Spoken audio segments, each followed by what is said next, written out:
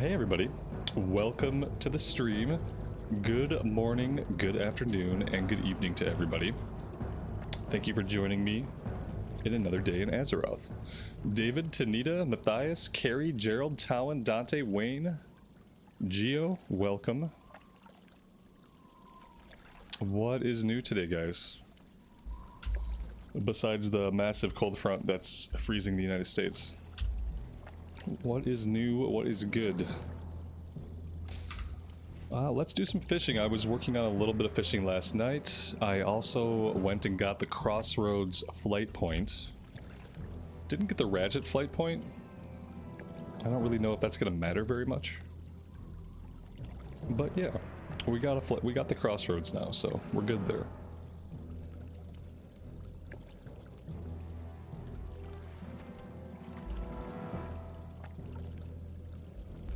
As far as what we're gonna do today, I really am not sure. We can do some stuff. Yeah, let's think about doing the Satyr Horns. That's a nice grindy quest we can do.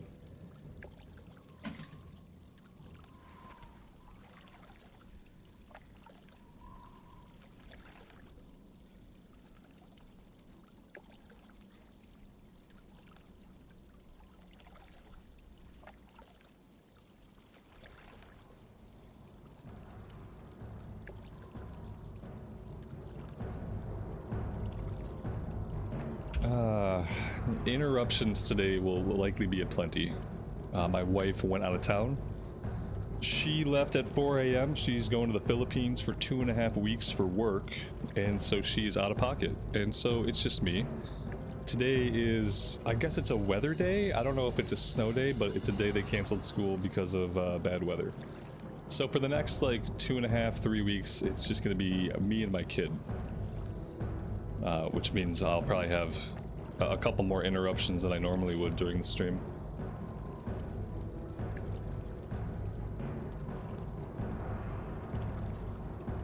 Did I enjoy the Midnight expansion? I mean, I haven't played the Midnight expansion yet, so I can't say.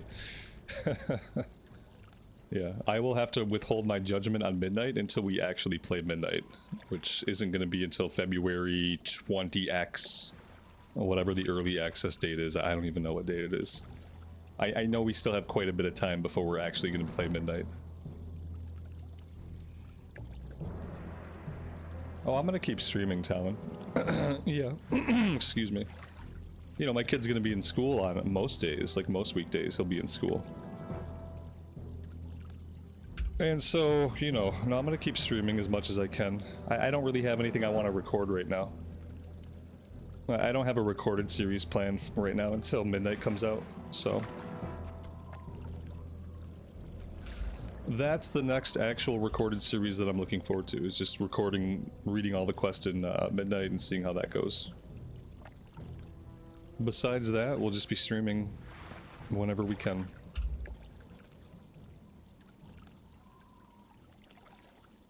Eags, good morning to you. Welcome. She's traveled for work before recently, but not out of the country and not for 2.5 weeks. So this will be the longest and the furthest that she's had to go.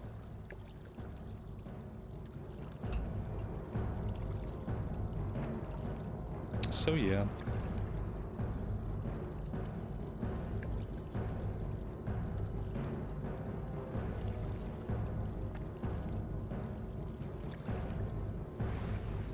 My fish got away. It's really crazy that my fish can get away. I'm level 71 out of 75 fishing.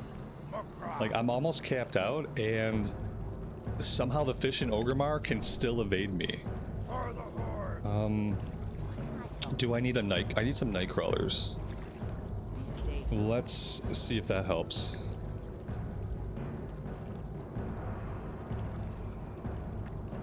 Did I enjoy the Demon Hunter? Oh, okay. Yeah, that's a little bit different than, like, the Midnight expansion itself. The Demon Hunter Void specs seemed fun. My character's level, like, 36, so... It's not a really good representation of the class, so I have to reserve my judgment for that one as well. Until and unless I get it to max level and start doing, like, some dungeons with it, it's really hard to say, like, if it's any good. Visually, it's really cool. I like all the visuals. Graphically, it's really cool. My level 34 rotation is very basic and feels almost like a classic era class, which I don't mind. I don't think it will stay that way. I don't think it'll feel that way once it's level capped. It was okay. It would probably be one of those things like if I was a demon hunter main, it would be more exciting, right? Like I don't mind demon hunters. What I like about the spec is it just seems like a void mage. It seems like it plays and looks like a void mage. And I already have my Shadow Priest. And my Shadow Priest is amazing, and the spell effects are amazing, and it's all voidy and celestial and like cosmic void, and it's really cool. And so like I don't really need another cosmic void mage since I already have that. So I don't think I would ever main it. Nothing about it is like, oh, this is my new class, it's so cool. Like nothing about it makes me feel that way, but I'm not really a demon hunter fan, so. So yeah.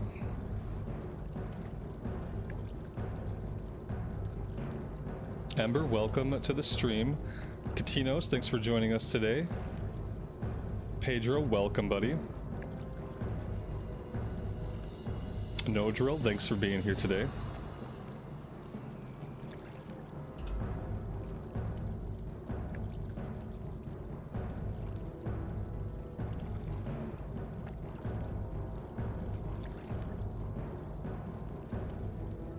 You know, and I thought we'd get to play the Heronir. I was like, oh, you know what? It'll be cool to level up a Heronir Shaman and kind of like get a feel for how the class pruning feels from level 1, you know, because they pruned all the classes, they tidied up rotations, they smoothed things out, supposedly.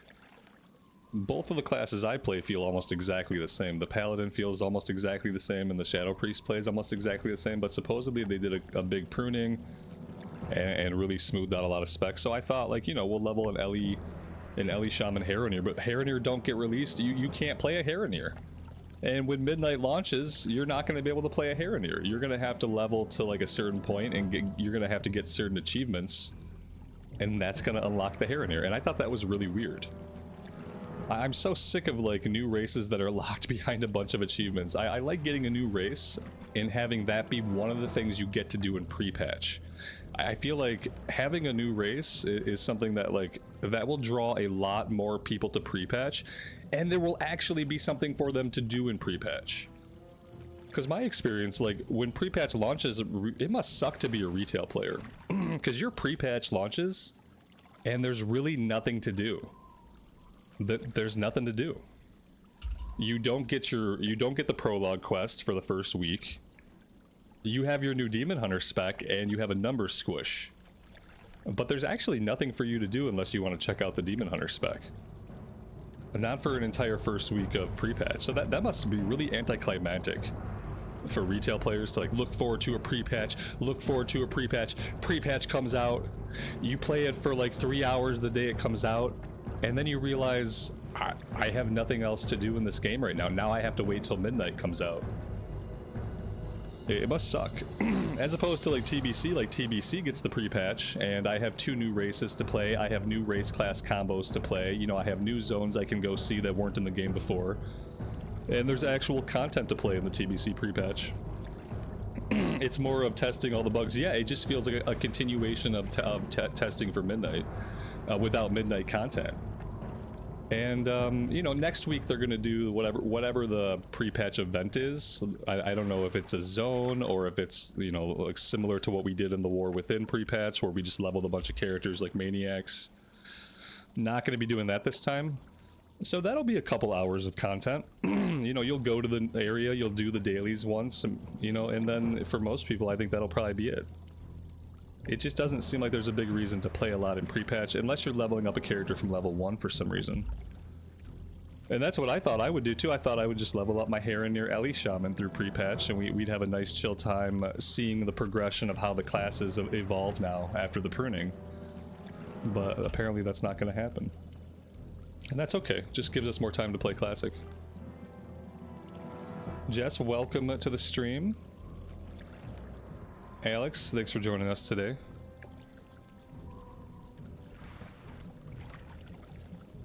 But I mean, I guess the good news is, you know, I own Midnight now. That was one of my birthday gifts from my wife. She got me the Midnight expansion and Final Fantasy VII Remake for the Xbox. So now I'm all set to do whatever Midnight stuff we want to do. Whenever we want to do that, whenever we can. Alright, let's put the fishing on hold for now. Boop. And let's think about getting back over to Ashenvale so we can kill some demons.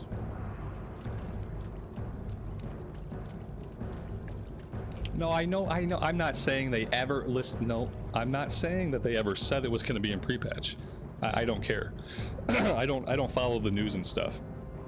What I'm saying is it's a better idea, and it's better for players, and it's more fun, and it's more exciting, and it's more hype when the new races get added in pre-patch. And when they're available to anybody who's paid for the game. That's all I'm saying. I don't know what they said or care. I don't read the news about Midnight because I don't care that much. I'm just saying I was disappointed as a WoW player who's played WoW for 22 years to find that once again, like the Earthen, I can't just log in and make my guy during pre-patch. And I think that sucks. I think it sucks for players. I think it sucks for Blizzard as a company because I think people would be more hype and there'd be more hype around the expansion if people could get in right now and start leveling their hair in here. So I don't know. To me, it's just a bad business choice. That's it. I'm not saying they lied to me or sold me like a false bill of goods. I don't care what they do with their game. It's just they made a bad choice. That's all.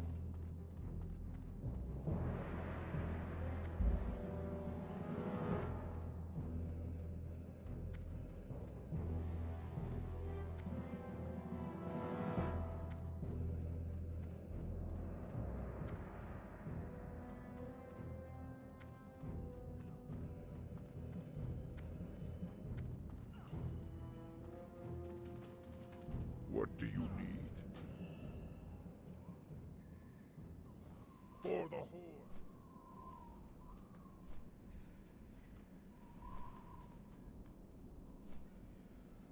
If you like leveling, don't try retail. Now, you can't necessarily say that. We don't know what leveling feels like right now. We don't. Unless you're leveling a level 1 right now. Like, unless you're leveling a level 1 right now, we don't know what leveling feels like right now in retail. To like advise it or not. And I think the other point is the more important thing of what Alex said was the FOMO. I don't think it's the leveling experience in retail itself that necessarily ruins the leveling experience in retail. I think a lot of what ruins the level experience in retail is a person's frame of mind and a person's goals and objectives. And most people are swayed, and most people come to believe that the goal and objective must be to reach max level as quickly as possible and to do the endgame content. And if that's your mindset, if your mindset is to reach max level as quickly as possible and simply do the end and jump right to the end, then you're never going to enjoy leveling no matter how good it is. So I think your mindset matters a lot more. But like I said, with the stats squish and the numbers crunch and the class pruning, we don't know what leveling feels like. That's why I was annoyed, because I was curious to see what leveling felt like on the Harroneer. You know, with all the changes that have happened in the back end of the systems and whatnot. So we don't know. But I think whether it feels good or bad really depends on how you approach it.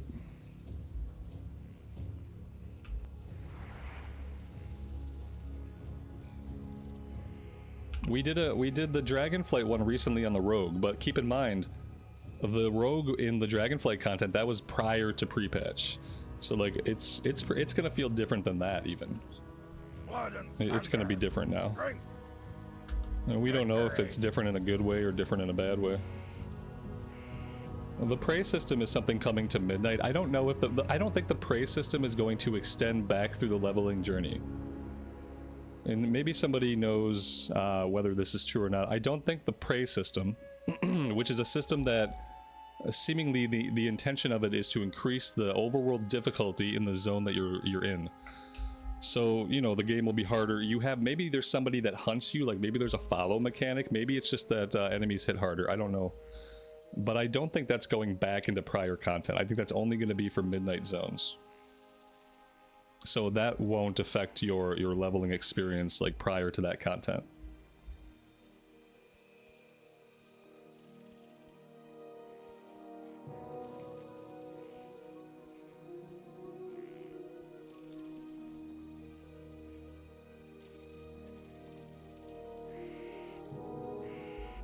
Yeah, I think like my experience with retail is this. Like, I do have a relaxing time in retail when I'm just leveling.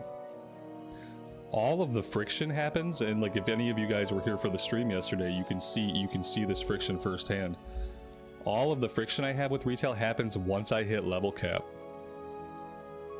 Because once I hit level cap, every single piece of content they make for end level feels like work. It feels like a chore. It feels like something I must do. And if I'm not going to do it, and I'm not going to do it right or do all of it, I might as well not do it at all. Leveling doesn't feel that way, but the leveling is so quick that even though you might enjoy it, eventually you're max level, and that's where I start to feel all this friction. You know, and I felt it a lot with the housing.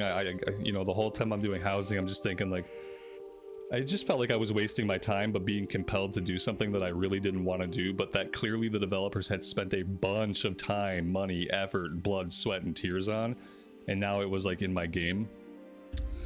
And then you look for other stuff to do, and there's certain times in WoW when there isn't anything to do. Like right now, there's no reason to do mythics. There's no reason to really do anything, so I don't know. I think the leveling can feel chill. It's just over too quick, and then the end game for me just makes a lot of friction, because it seems like a bunch of work created by people who only know how to work. If you are a person that doesn't know how to play, like if you don't know what it is to play and how play is not work, then you're never going to make a video game that is fun to play. If you don't understand that at the very core of playing doesn't have an objective in mind. When you're playing and you're having a good time, it's not because you're trying to get somewhere. It's not because you're trying to accomplish anything specific. When you play, you simply enjoy your time. When you start to design games from the idea that there has to be a particular end, then the thing you design becomes work. Think about listening to music, like enjoying a concert. You're never in a rush to get to the end of the album. Getting to the end of the album isn't the point of listening to music. Just like getting to a certain part of the dance floor is not the purpose of dancing. You know, the purpose of music is to listen to music. The purpose of dancing is to dance. And until they apply those kinds of ideas to how the game feels to play, the retail developers are never going to have endgame activities that feel fun. Because I don't think any of them know how to play. I don't think any of them know what playing is. I think they're all very good at working. They're all very good workers. And I think that's why a lot of their content begins to feel like work. Because they're simply recreating the only thing and the only way they know how to be, which is to do purposeful work. So then everything in the game becomes purposeful work with an endpoint in mind. And yeah, that's not play, and it's not fun most of the time.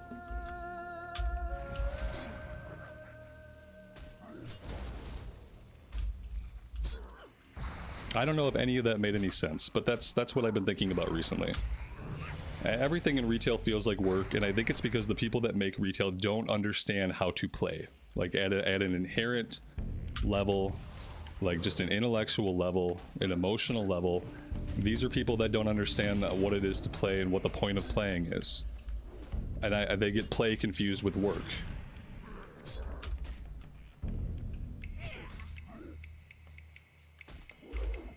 It's like a cultural shift into instant gratification. Yeah, I mean, everything is very push button. Imagine being able to get anything you want and having to put in very little effort.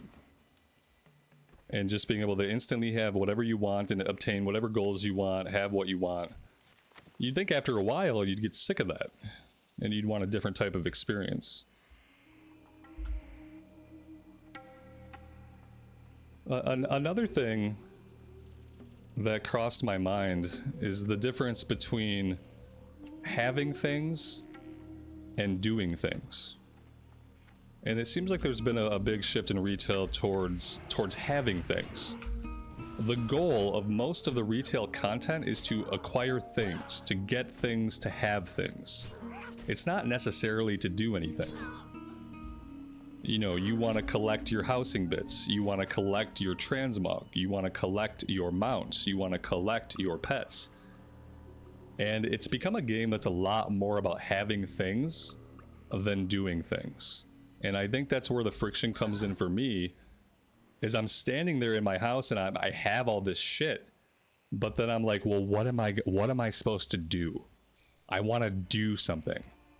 I don't just want to collect shit. But I think the game very much leans into that, much more than like, hey, let's go out, let's have an adventure, let's go to a zone, let's run around and fight stuff.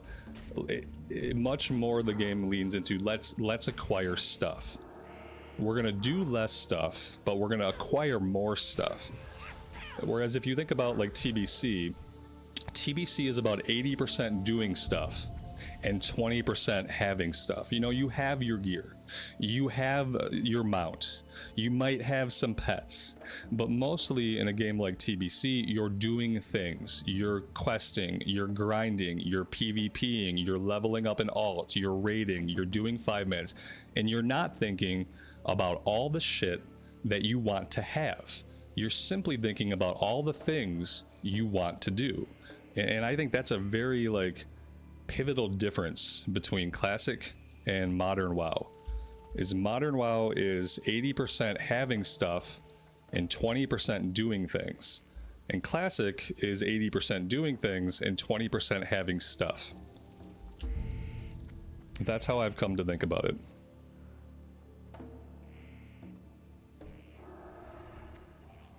And I will always be more interested in a game where I can do more things. I don't care about the stuff. I'm never gonna care about the stuff. I'm never gonna care about all my housing bits. I'm never gonna care about all my transmog. I'm never gonna care about all the mounts.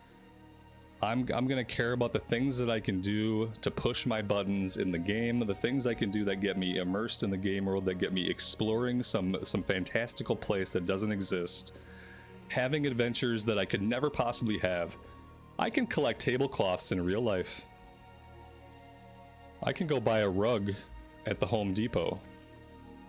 So I don't need to have a game that focuses solely around collecting stuff. I want to play a game where I do stuff. Where I do stuff I could never do in real life. And that's it. That's all I want. I could leave all this stuff on the table and it wouldn't bother me. Valerie, welcome to the stream. Thanks for joining us. CNAT, welcome, buddy. Thanks for being here with us today. Sorry, guys. I had to get that rant out. I think that rant has been like growing in my mind, so I didn't mean to just ignore chat, but that's what I did.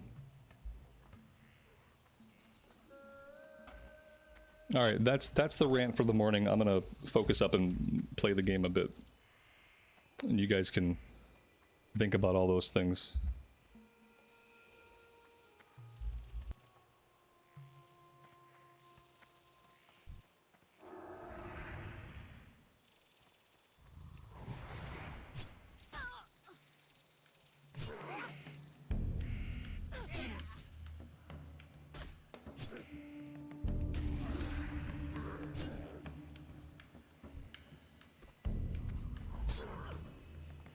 It was a good rant.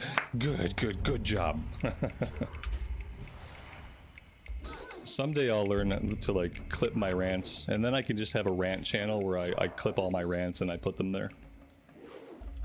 That would be a thing.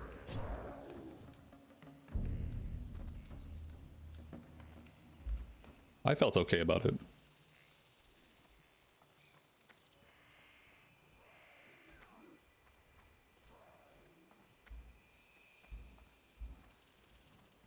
Yeah, I would say out of all the things that I've done in retail WoW, the things that I like most are mythics. Yeah, low level mythic keys. Right. I've never gone into high level mythics, but I would say that's the one thing that I like to do. I like to do mythics, and that's really it. You know, when I think about what things in retail do you really like, well, I like to do mythics. I don't mind leveling up characters.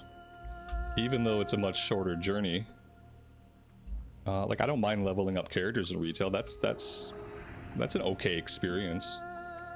depending on like what kind of time walking you do. But really, the only thing I ever think about wanting to do as far as endgame content is just Mythic Plus. I often said that I would enjoy the game more if I can go to my character select screen. I could select my character, I could come to the menu and select Mythic Plus, and then I never have to log into the game. Instead of logging into the game, I just wait to get a Mythic Plus invite. You know, I could settle for an automated system for Mythics for the low keys as well. We had Heroic Plus in Wrath, we had Heroic Plus Plus Plus in Kata, and all that stuff was handled through the automated dungeon finder, and those dungeons were no joke. And so what I'd really like to see for Mythics is an automated dungeon finder. And I want to get into that dungeon finder before I log into the game, so that if I don't want to log into the game, so that if I don't want to look at all the stuff, so if I don't want to be bombarded by all the crap, I can just go to the character screen, select my dude, select Mythic, and I can just wait to get into a group. That's the way I would love to engage with the game. I would play more retail if that's how endgame was set up. If when I got to endgame, I didn't have to log into the game world if I didn't want to, and I could just do stuff like 5-mans, like PvP, like raids, right from my character select screen, I would play more retail. But when it comes to having to log into the world and look at the things and be bombarded by the stuff, I often choose just not to do any of that. Go play Fellowship? Well, maybe I will. But in reality, I don't want to play Fellowship. I want to play Mythics and WoW without all the garbage that I'm constantly urged to do. You know, you can't have everything you want. You can't have everything you want, but you can bitch about it.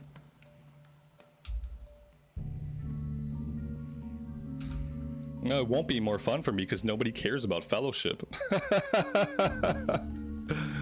It won't be more fun for me at all because I won't be able to stream it because nobody gives a shit about it. So it wouldn't be more fun. Maybe it would be more fun to a Robert who was not trying to do this, you know, every day.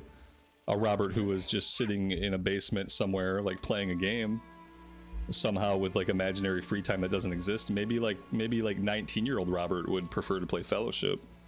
42-year-old Robert doesn't give a shit about Fellowship, and I don't think most people do. Is anybody here playing Fellowship? What's your experience been like? Or is this just a game you guys have heard about? So you know that basically it's a 5-man dungeon simulator that looks kind of like WoW, and you haven't played it at all.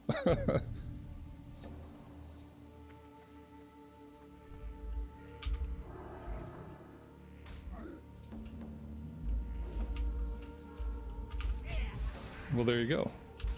Yeah, that's not going to be for me because, again, like, I'm not going to be able to stream that with you guys every day. But maybe if I had a bunch of extra spare time and I didn't have other games to play, maybe Fellowship would be a good game for me. It sounds like it might. If it's just a 5-man simulator, you know, I have questions like, what's the character progression like? Is there a static character that I have, or is it more like a MOBA? Or is it more like a hero shooter where I'm just picking a guy and we don't level up or have gear? Like, I'd have all kinds of questions. But maybe it would be enjoyable, but, you know, I'm not going to play it.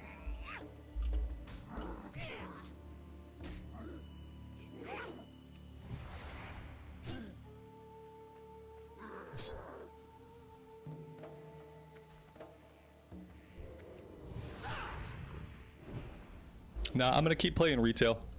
And I'm going to complain about the things I don't like. That's what I'm going to do instead.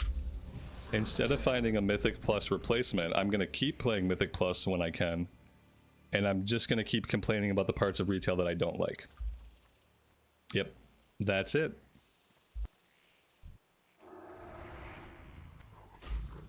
Will I only live stream WoW? I mean, ultimately, I would stream whatever I thought you guys would watch. But since you're all WoW fans for the most part, we play WoW. And I'm not really interested in a lot of other things right now anyway. The next thing that I'm interested in, ESO is doing a big patch that's going to rework their leveling experience in the sense that it's going to be like a realistic difficulty for a video game, hopefully, and not seem like you're steamrolling everything in sight with nothing ever touching your HP bar. So when ESO does their big thing, I'll probably do a leveling series, like just to check out if it actually feels good as a video game now, but I don't even think I would stream it. I think if and when I go back to ESO for that big update, I'll probably just do a recorded series. Because ESO has a lot of story, a lot of dialogue, and I love that stuff, and I love to listen to all that stuff. And like listening to voice acting and engaging with stories and doing a stream, like those two things don't really work well together. It's really hard to like engage with a story and engage with a world, like, and listen to the audio, listen to the dialogue, and also like interact with chat. So I'd probably just do that one on my own.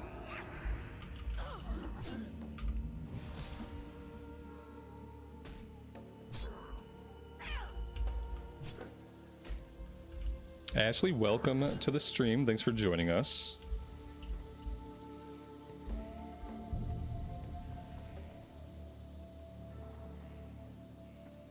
Did I get Crusader Strike? No, we don't get Crusader Strike until like level 50. Yeah, we don't.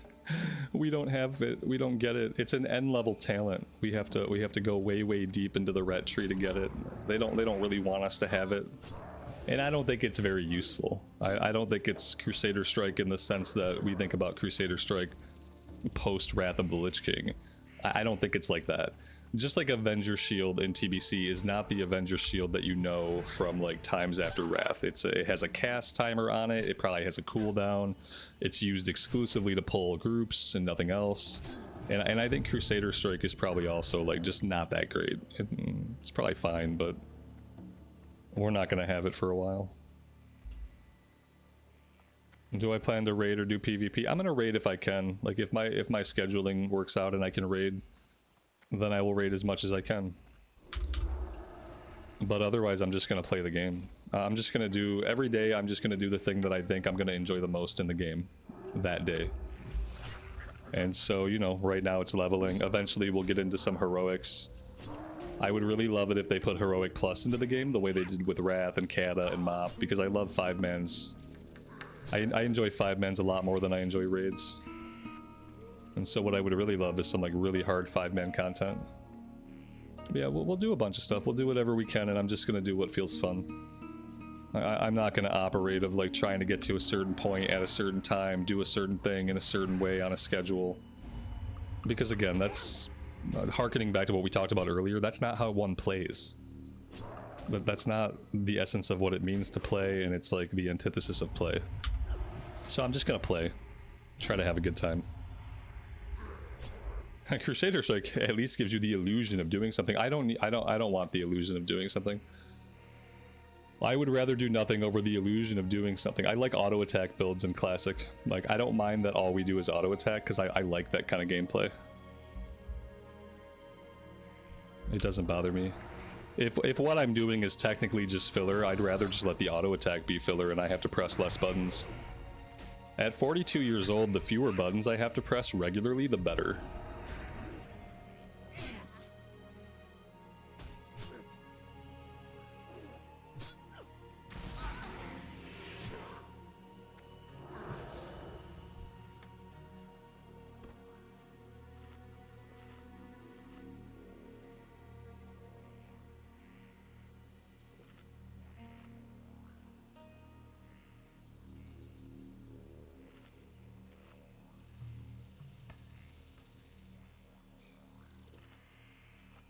Yeah, for me it's always been it's been the schedule thing, but then also having to like coordinate around like 20 other people.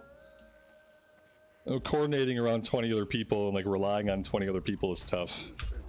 Everybody's got their own schedules, their own lives, their own needs. Everyone's got to take a leak at a different time and eat at a different time and let their dog out at a different time and go for a cigarette break at a different time and pack a bowl at a different time, and it's like, god damn, by the time you're through the raid night, you know, you've pressed your buttons for an hour and a half, but you've been in the raid for 3 hours. And it's like, you know, from the one sense, if you're doing it as a purely social thing, then it's great. If you're just hanging out with friends and that's your experience, you guys are just doing your thing, then that's fun. As a person who just is trying to just play the game, like, I unfortunately often find myself frustrated in raids. Yeah, I just get frustrated in raids for some reason. At least that's been my experience so far with Cataclysm raiding, with Mist of Pandaria raiding. For some reason in raids, I just get more frustrated with like people and just like mechanics and just the whole thing just kind of annoys me. And I think it's a lot of just like managing a bunch of people on a tight schedule Your success is tied to the competency of 20 people, and in my case it's people that I really don't know. And I think that just leads to like some frustrations for me some of the time. It's frustrations that in a 5-man situation I never have, regardless of like how rough things are.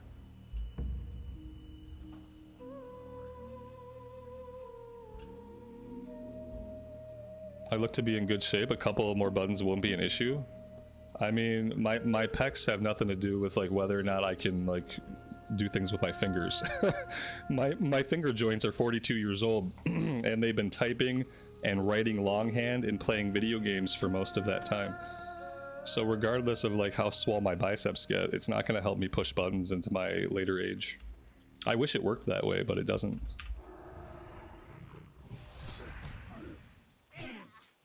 Lael, good afternoon, man. Welcome to the stream.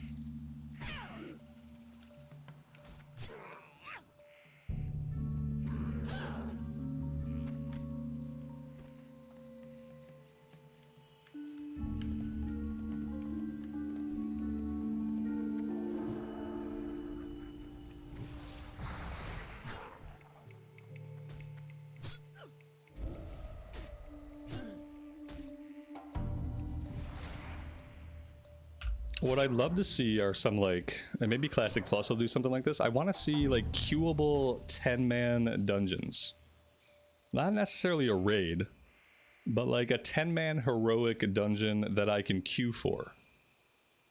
I'd love to see something like that. Like 10-mans are great. I love 10-mans because, you know, it's not 25 people. Everyone has to know what they're doing. When someone doesn't know what they're doing, it's really easy to tell who it is, and therefore it's really easy to help them out. Whereas in bigger groups, like people will die and like no accountability gets taken a lot of the time, and then we just try again and we keep having the same problems. So in 10-mans, it's a little bit of a different vibe. But I'd love some queuable 10-man content.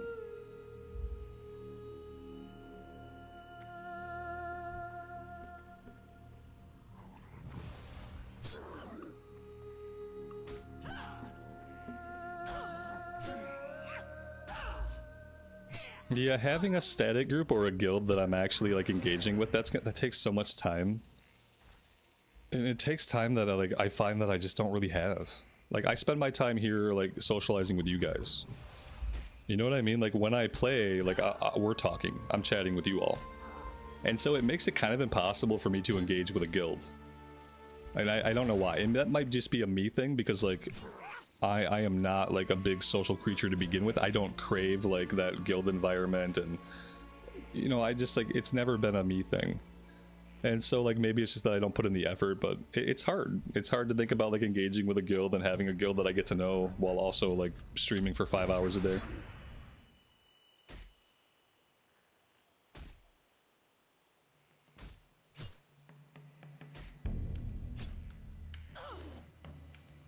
Will there ever be a Classic Plus? Yeah, within 3 years.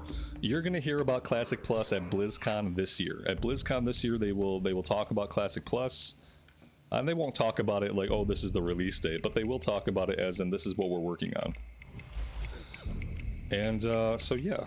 And then, you know, hopefully by the time we get through Wrath of the Lich King Anniversary, we'll be going into Classic Plus after Wrath Anniversary. That's the ideal timeline. And if I've thought of that timeline, I'm sure Blizzard has.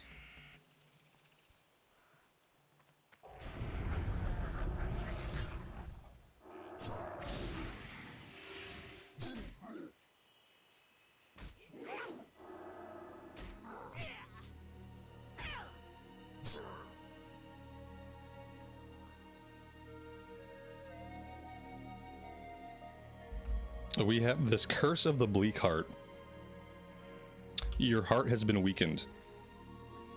And so what happens is like every once in a while we just go down to one knee and we take a little stun.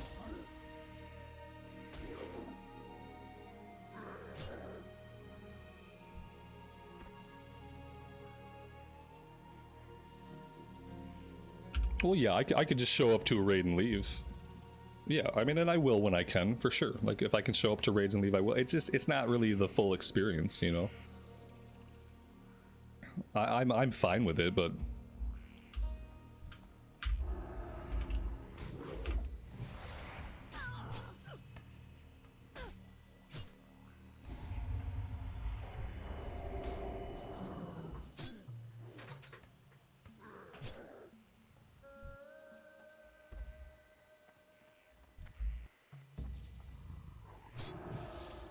I will say it's got to be annoying for people in the guild though who have no fucking idea who I am. You know, like people who just like they're just in the guild to be in the guild, and then here's this guy. For some reason, he just shows up during raid. He takes gear, and then I never hear from him again until the next raid night. Like that's probably really annoying to people. That would annoy me. I can see like 23-year-old me being really annoyed by a setup like that. Where like I was in a guild and most of us were friends, sometimes we chat and stuff and we hang out and do stuff, but then there's this guy who he only shows up for raids. For some reason he seems to get loot priority. I don't know who the hell he is. He's never talked to me before or treated me like a human at all. Like I feel like as a 23-year-old to like 27-year-old WoW player back in the day, that probably would have pissed me off. So, you know, there's that side of things.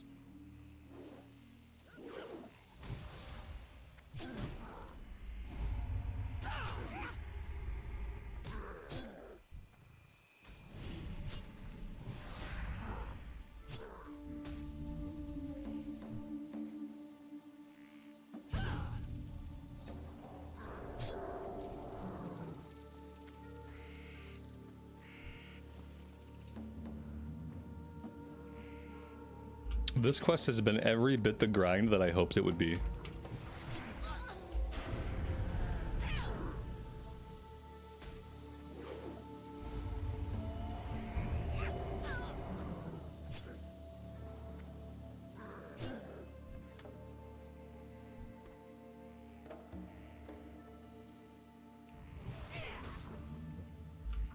How are the EU servers looking for like actually being able to quest and get stuff done?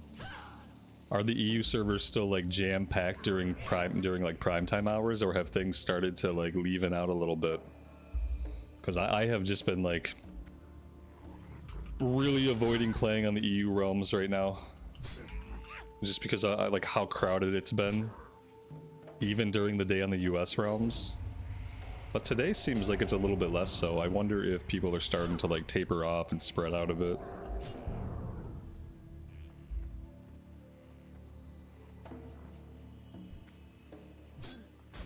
Do all the people in the guild... No, they don't all know me. No, that's my point, is that, like, CNET runs a guild, okay? The guild has nothing to do with me. It has nothing to do with me. The guild has nothing to do with this channel. The guild has nothing to do with my content. It's CNET's guild. It's a guild of WoW players who are all there to play WoW. It has nothing to do with this, what we're doing here. It has nothing to do with me. And so that's the situation I'm talking about. Where, like, I'm the guy who shows up once a week. They don't know who I am. Some of them might know who I am. A lot of them won't know who I am. And I'm the guy who shows up and takes loot. And besides that, like, I don't interact with the guild. I don't go on Discord. I'm not in the voice comms. Like, I don't talk in guild chat. Like, I'm just some guy. That's what I mean.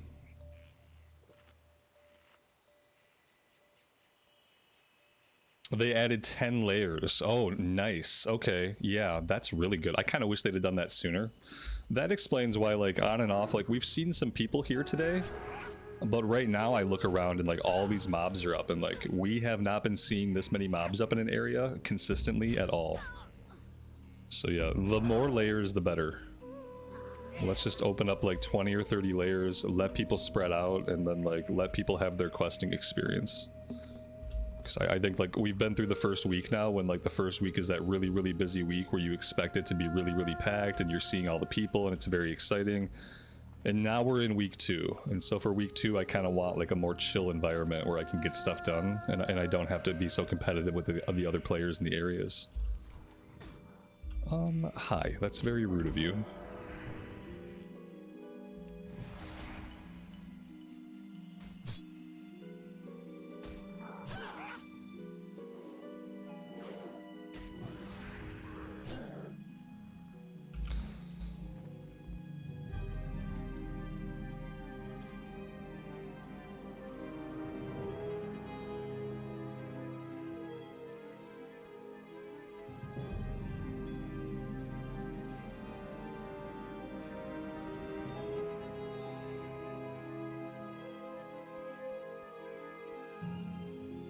To be just some guy is bliss. Yeah, sometimes it's easier to have anonymity. With anonymity, there's no burdens. There's no unspoken social contracts. I'm not obligated to, like, be anything for anybody. Yeah, there's something to be said for anonymity. That's true. It gets lonely sometimes, though, you know? How's the forecast looking for me this weekend, Leo? Like trash garbage. It's just really cold now. I think we're done with snow for a while. Right now, it's 0 degrees Fahrenheit outside. And it's not going to get any warmer. In fact, I think today it's going to get colder as the day goes on. So yeah, I think around like 3 p.m. when it's usually like the heat of the day, it's going to be like -3 or -5 degrees Fahrenheit. So yeah, I've given up on the outside world, except as a hostile place that I must navigate to do absolutely crucial things. And that's it.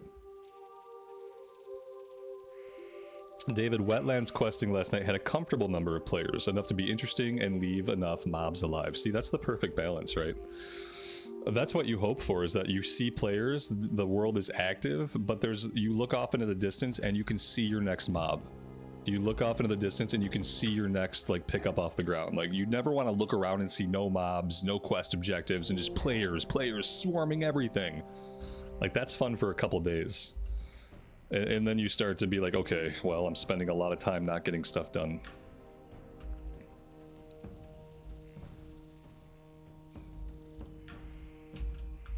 Welcome, friend. When people in Europe use centimeters, people in America imagine that it's basically nothing at all. So we don't use centimeters, and centimeter is like such a small unit of measurement that, like, whenever somebody says centimeters to me, it could be a high number of centimeters, but I'm like, oh, so basically nothing. They're like, no, it's blah centimeters. I'm like, oh, so basically no accumulation at all. Because I don't really know how big a centimeter is. We use inches. And same thing with Celsius. I'm like, Celsius to me always sounds cold. Whenever somebody says a degree in Celsius, I'm like, well, damn, that sounds cold. And it's not always cold. And so I don't know how to interpret Celsius or centimeters. That's what happens when you're an American. You don't have an innate understanding or grasp of the metrics that most of the world uses. I just have no instant conceptualization of what those numbers mean. Whereas if you said like 30 degrees Fahrenheit, I know exactly what that means.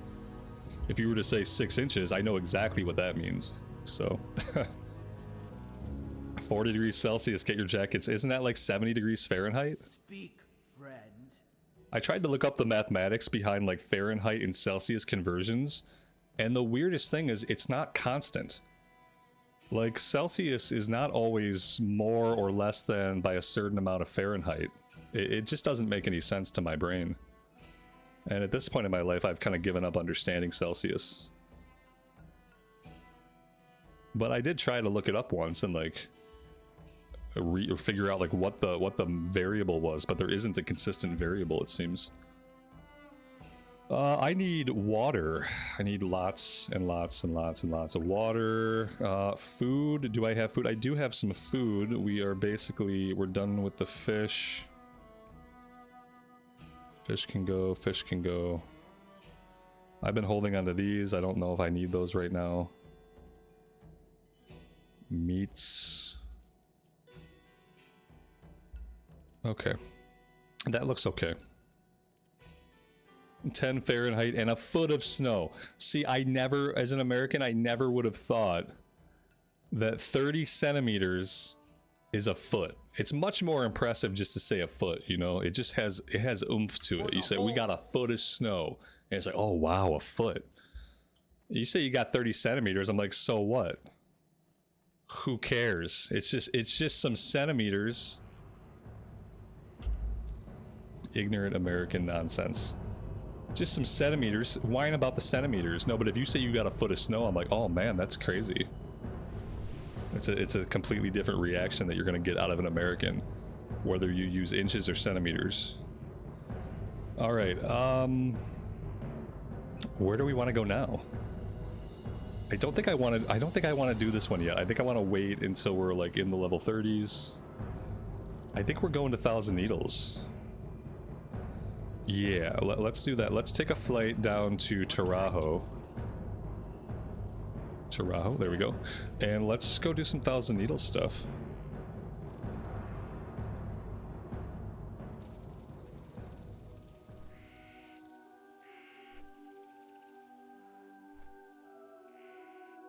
Exactly, Talon. I'm too old and I don't really care. That's me too. Yeah, I was intellectually curious enough to look it up once, but beyond that, I don't care.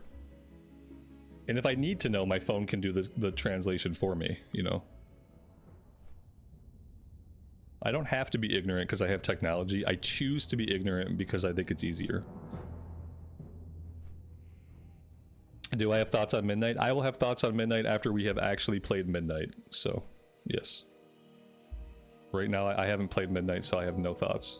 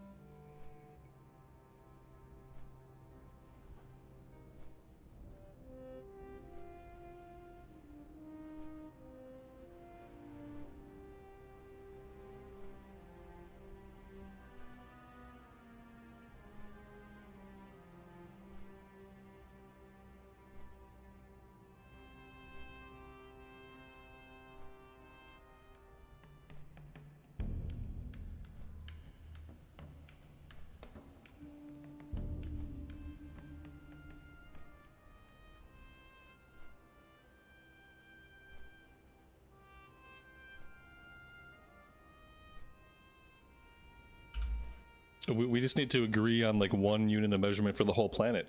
Robert, they tried to do that. They did try to do that, and the Americans said no. Oh, is that what happened? Okay. Yeah, it must be our fault. It's our fault that your Celsius is so confusing.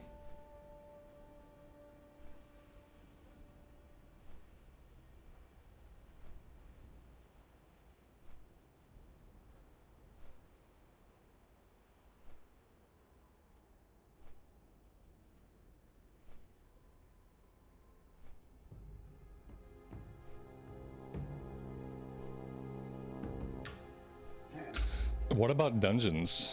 Do we want to run any dungeons? What are we in the range for? Not anything.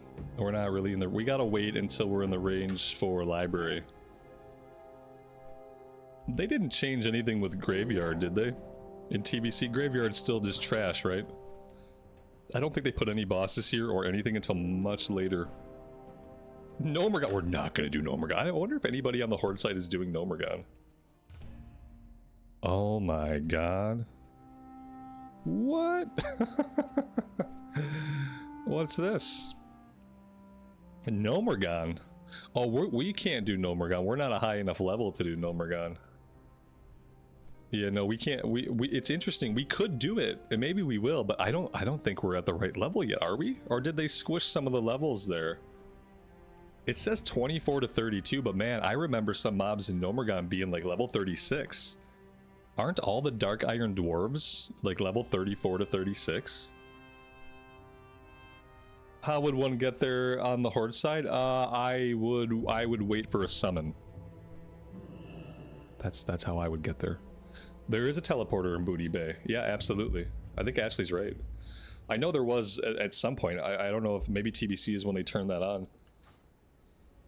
That would be really cool if one could just teleport there from Booty Bay.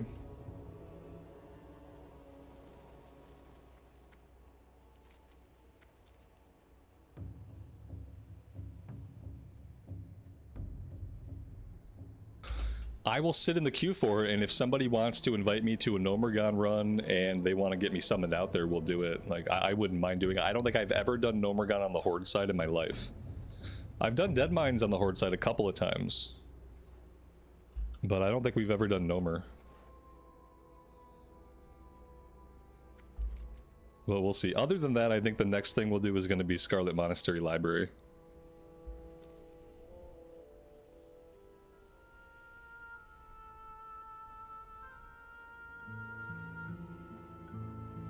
Unless retail emphasizes open world leveling, I'll never enjoy it, and that's okay. I don't know about that. I mean, I enjoy leveling characters when I level them in retail.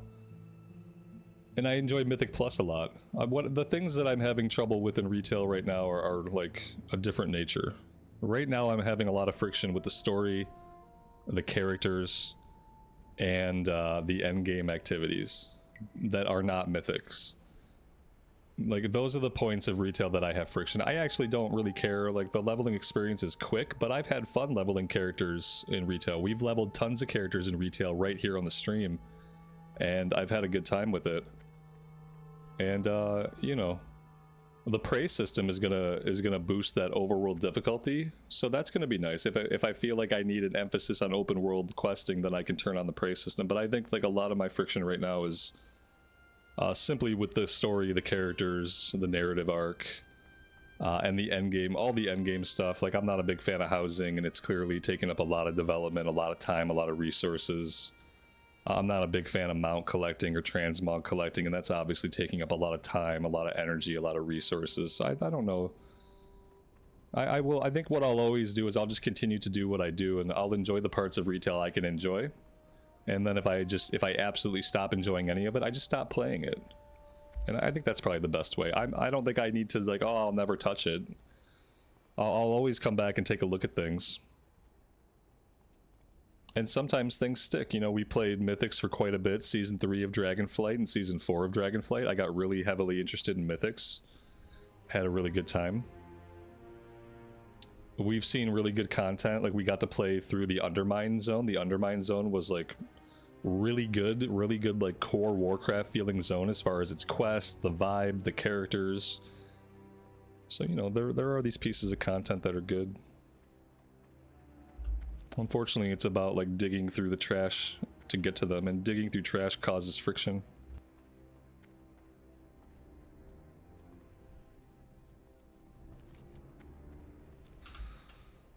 With TBC almost out, how slow is the leveling journey on the Anniversary Realms? Like, if you're trying to get to level 58 just so you can go through the Dark Portal, you're probably looking at about 80 hours of gameplay. You know, if you're trying to get a character ready to step through the Dark Portal into Outland at level 58, you probably got about 80 or 90 hours still. Which is not the same, like, 150 hours that it would have been in Classic Era, but it's still a lot of time. We're level 29 right now. We've played for 1 day, 11 hours, and 30 minutes. So 35 hours. 35 hours have gotten me to level 29. So it's still a big, long journey. You're still going to put lots of hours into the leveling process.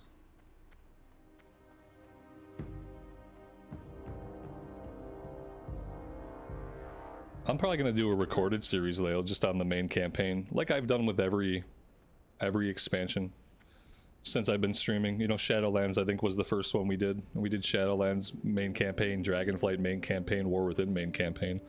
I'll at least do the main campaign, play through it, see the zones, see the 5-mans. And then, you know, if it's okay, if I don't absolutely hate it, then maybe we'll stream some endgame stuff once I've done the recorded through all the story. But yeah, I'm not gonna stream Midnight every day the way we play Classic, but I'll do a recorded on it. And then if the recorded stuff is well received and if I'm having a good time, then we can stream some endgame stuff. By endgame stuff, I mean mythics, basically, like 5-man dungeons. We're not gonna worry about housing. I'm not gonna do housing stuff on the streams anymore. Like, I don't know if we'll do like world questing or not, but I think I'll have like a focus on trying to do like mythics.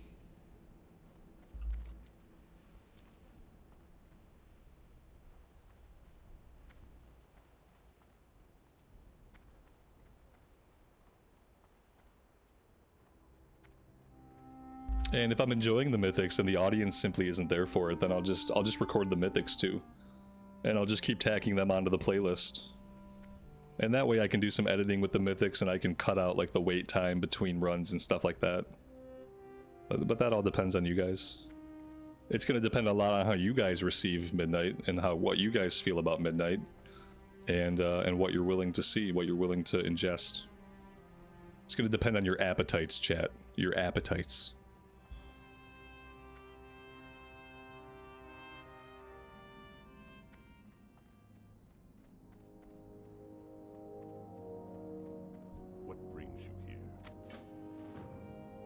Ooh, I should mention at some time this afternoon, I'm gonna have a delivery that I have to sign for. So when my dogs explode in a flurry of barking and in fur, that's gonna be my sign that like my delivery's here. So if I get up really fast and I walk away really fast, I'm just signing for a delivery and I'll be right back.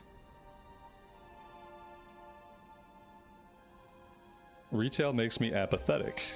Cash, that's a very good like encapsulation, I think, of what a lot of people feel when they log into retail. And they log in and they're like, well, what should I do? And then they kind of look around at the options and they're like, meh. And then a lot of times they decide to do nothing. I think that happens to a lot of people. Even people that try to play feel apathetic.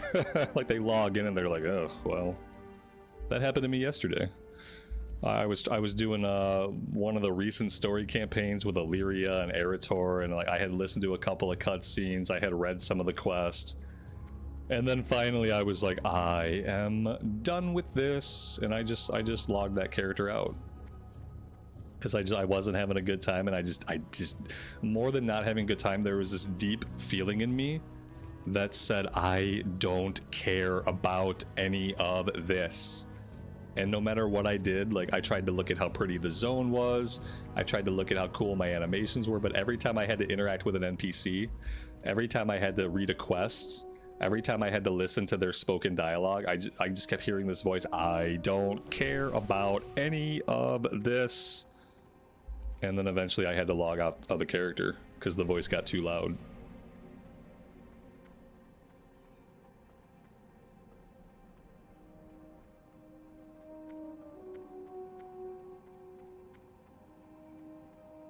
Instead of doing these story chapters and shit like that, I wish they would put some development into like maybe make some new 5-mans.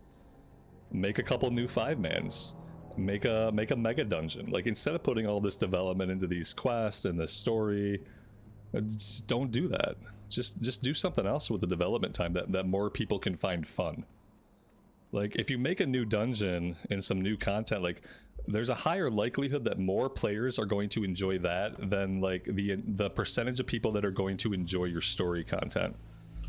Because the amount of people that are really enjoying the story content and who are really into the story of the War Within, that's like a niche group of players who actually care about the story at all. Like within WoW, that's already a niche group of like players who actually care about the story at all. It's already a small group. And then within the players that care about the lore, that care about the story, those of us who actually think anything in the War Within is any good, that's a much smaller segment. So now you're talking about a niche of a niche that you're developing for. And so like instead of developing shit for a niche of a niche, just make something else. Just make a piece of content that more players can engage with. It seems obvious. They seem kind of hopelessly attached to this idea that they're going to have this great big story and that it's going to be amazing and that their characters are awesome and their character writing is so good. It's almost like they're narcissistically attached to the idea of their own characters and their own story, and they're not willing to just stop. Develop anything else. But please stop. Please stop trying to develop these characters.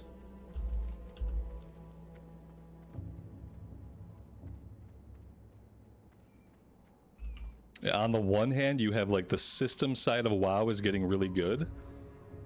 Like the class pruning seems great, the number squish is great. I've heard a lot of great things about all the class changes. So on the one hand, like systematically, modern WoW is getting really good. At the same time, thematically and story-wise, modern WoW we're getting really bad. It's like these two completely different things are happening. It's like we just need some balance. I'm glad all the systems and stuff are top notch right now, but it's like, oh my god, I have to want to at least read the quest. If I go to read the quest and like I just feel sad and feel like empty and hollowed out, like that's not a good quest. Like I don't feel that way when I read stuff in Classic. I don't cringe. It was that one, the cutscene with Verisa and Eretor, like, ooh, oh, I started cringing right away, and I just like I got stuck in cringe. Like my whole body Be careful. was just feeling this like cringy, yucky sensation as I listened to the dialogue and listened to these characters talk, and it was bad. Peace, friend. Ancestors watch over you. People used to complain for years that the WoW story was told outside of the game. They should have kept doing it that way. I was never one of the people that complained about that. Yeah, they should have kept doing it that way. Like, I don't want the story in my game. I want the smaller stories about the zones, about the things happening in the zones, about the inhabitants, the denizens of the local areas and what's going on with them. All their character stuff, like Illyria, Varisa, Eretor, Sylvanas, Thrall, Jaina, they can just do all that stuff in books. Do it in books, do it in comics, do it in an animated series, do it in a third-person action game, do it in a tactical survival game. Like, do the story anywhere else, but please stop doing the story in this game, because it's not making the game better. And for some people like me, it's making the game worse. And a lot of people just don't care about the story at all, and they play the game completely ignorant of what's happening with the story. So I don't think that it's definitely not making the game better now that they've like forcibly crammed all of this story and all of these characters like into the game. It hasn't made the game better. It's made the game worse for a lot of people. And they didn't have to. They didn't have to do it like this. It didn't have to be that way. No one put a gun to their head.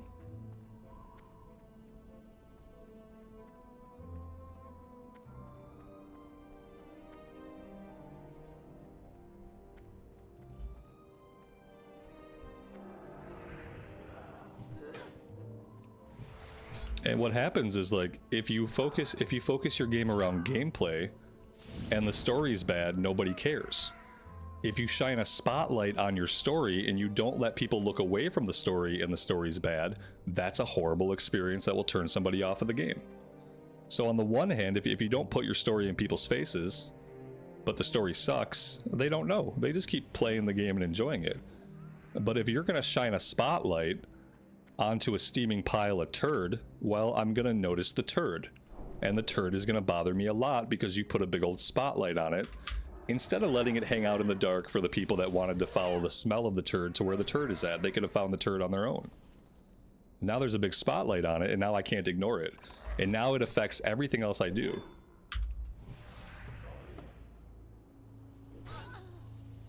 Just turn off the spotlight.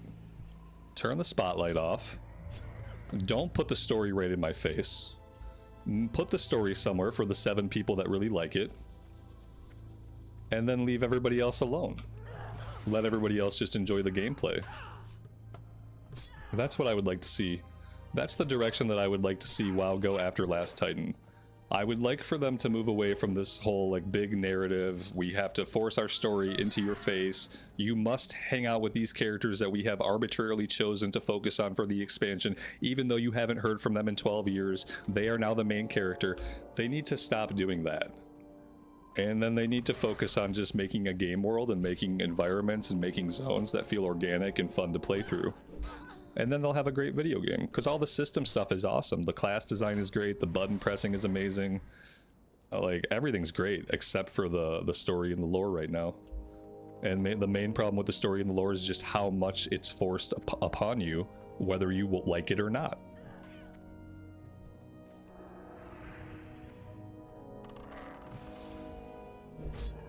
And I feel like with storytelling, you really don't want to force things like storytelling. Either you have a great story and it feels natural because it's just this great story that came to you, you worked on these characters and they feel natural and organic. So you either have a good story and good characters or you don't, but you can't force it. You know, just like you can't force a lock, because you're either gonna bend the key or you're gonna break the lock. And when it comes to WoW storytelling with me, I feel like they broke the lock and bent the key, and now I'm trapped in this room with the story and I can't get out. That's what it feels like.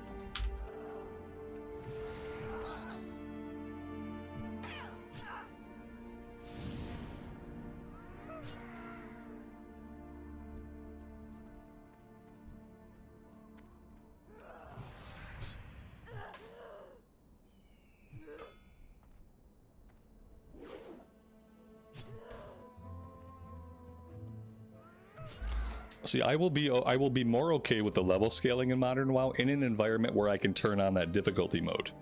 Like, if I can opt into a higher difficulty and I can get more rewards for that higher difficulty, then that helps me forgive level scaling a little bit. It still sucks. Like, level scaling is the antithesis of what it means for a game to be an RPG. Level scaling and RPG don't make sense together. Level scaling is just what, like, action games do. Like, it's just an action game at that point.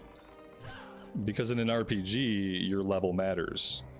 And especially your level matters when compared to the levels of enemies. You know, you always say, like, am I a higher level? Am I a lower level? This is going to matter in the outcome of the fight and how the fight feels. And that's a very core, like, RPG experience. The idea that, like, I have a character level that denotes character power. And I can compare that character power to other things in the world by glancing at their level. And that's going to tell me how the fight's going to feel. And the fight's going to feel very different if I'm fighting a green enemy. And it's going to feel very different, on the other hand, if I'm fighting an orange enemy. And when you take that away, that's like you've taken away the heart of what it means to be RPG. And so I can forgive that in a sense if the combat still feels good and if you give me some difficulty options. So, you know, hopefully the prey system will be like a step in the right direction for things like having more challenge. But I do feel like you lose the right to call your game an RPG when you've taken away the importance of character levels. You are then an action RPG more than anything else, but you are almost verging on straight up like action game.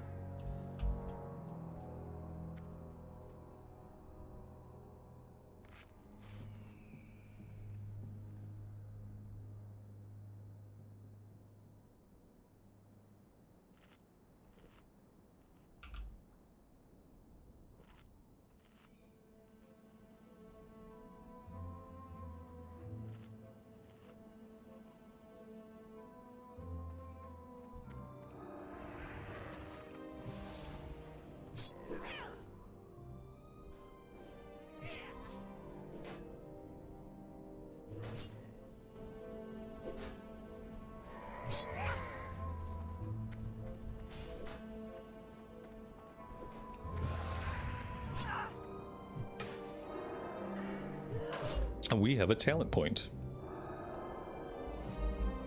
That was a full heal. I really should have interrupted that. What do we want to do with this talent point? It looks like we were just going into Benediction to help save some mana.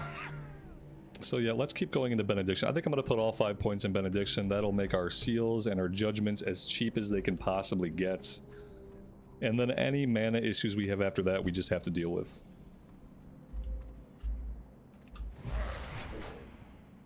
Definitely noticing a big difference today, how like there are players around and we're seeing players, but we're also seeing mobs.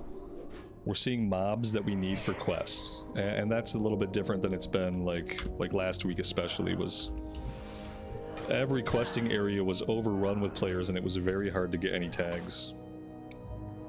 It's getting a little bit easier today.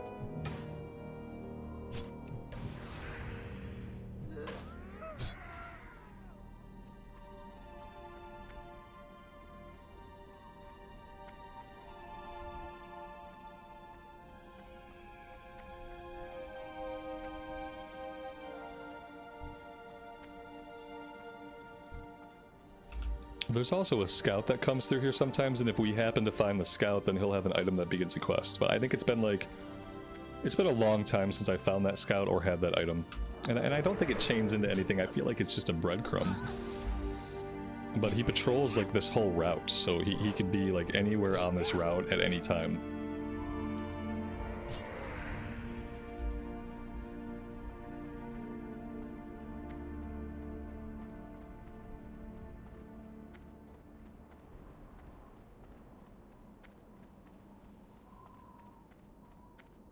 Ghostlands was rough last night.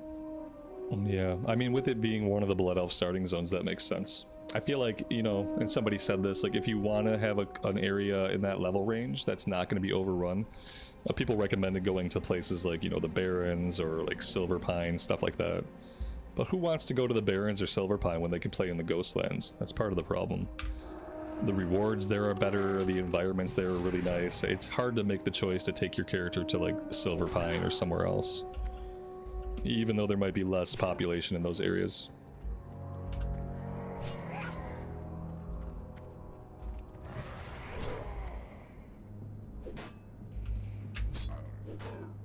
I wanted to level a Draenei a little bit at some point during pre-patch, but I keep being very hesitant to get on the EU realms. Because obviously, like, when I'm playing here during the day in the US, it's prime time on the EU realms, and I'm very hesitant to try to play during prime time. I have very bad memories of trying to play on the EU realms during prime time when Anniversary first dropped. We were trying to level a rogue on EU initially, and it was really bad. It was really bad. It felt impossible to level up. And so I've just kind of been avoiding logging into the EU realms.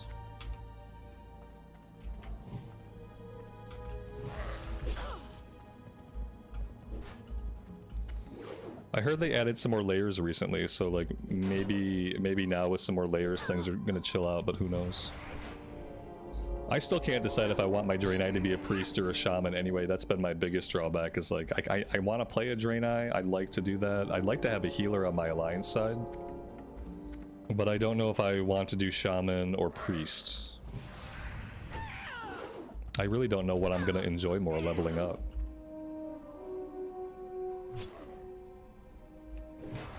And I also don't know things. Like, is two-handed enhancement a viable way to level up a shaman in TBC?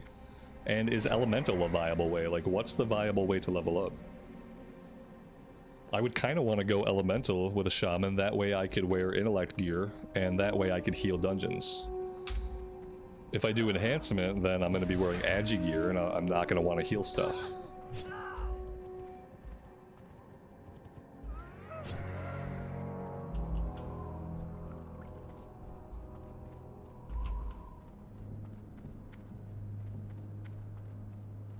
And I just don't know if Ellie Shaman is... Like, what is the Ellie Shaman like in TBC? What's that leveling experience like? I have no idea. Even when we've played Shaman in Classic in like the past like 3 or 4 years, they've always been enhancement Shamans. And so I really don't know what Elemental's gonna feel like. I haven't played a caster like in a long time, guys. We haven't played a caster in a while, and I'm kind of like, part of me is hesitant to jump on a caster. I guess with the shaman, if I try elemental and I just hate it, we can do enhancement, and at least then we can level up, you know.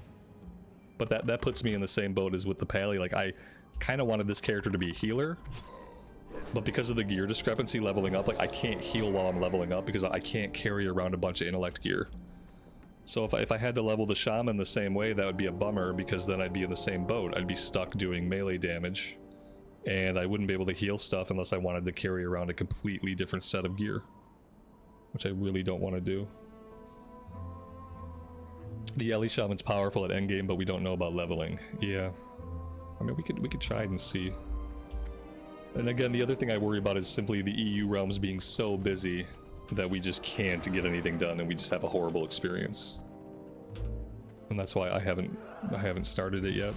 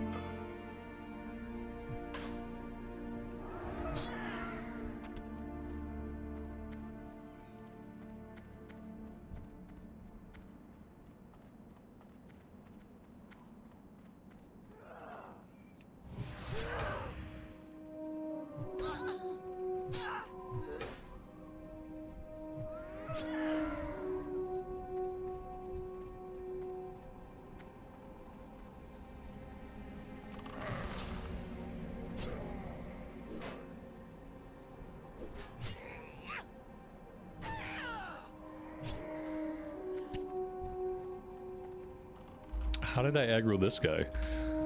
How did I aggro you all the way over here?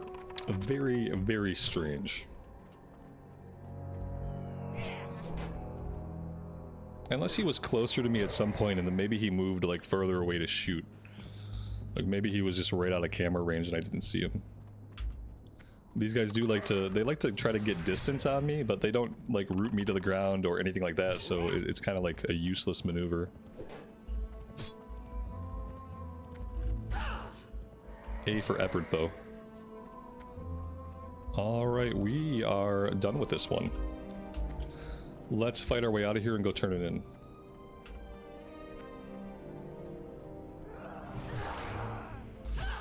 Make a blood elf on Thunderstrike so I can raid with it. The guild there is Alliance side. Yeah. They're all Alliance side in the guild, so it wouldn't increase my opportunities to raid on the Belf. If I really want to raid on it, I can just pug some raids here on the US. I would just have to play in the evening time. You know, I'd have to do the normal raider thing. And I'd have to get on after 5:30 p.m. and play. I think this character's probably going to be like mainly a 5-man healer.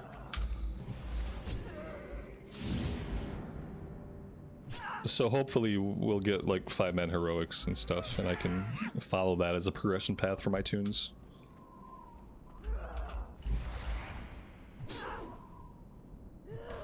I don't know how we ended up on Alliance side for TBC anyway. we just did. It was weird. The guild was Horde side in MOP. The guild was Horde side in MOP, and then like it was just Alliance side in TBC.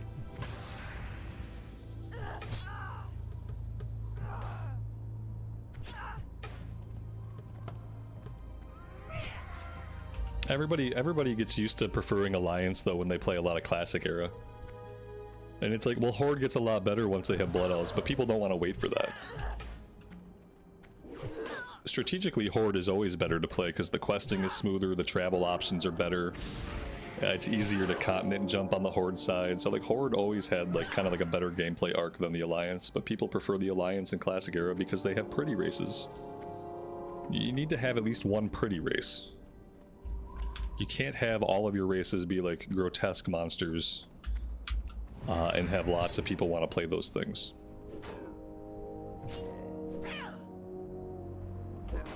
Dave, welcome to the stream, buddy. Thanks for joining us today.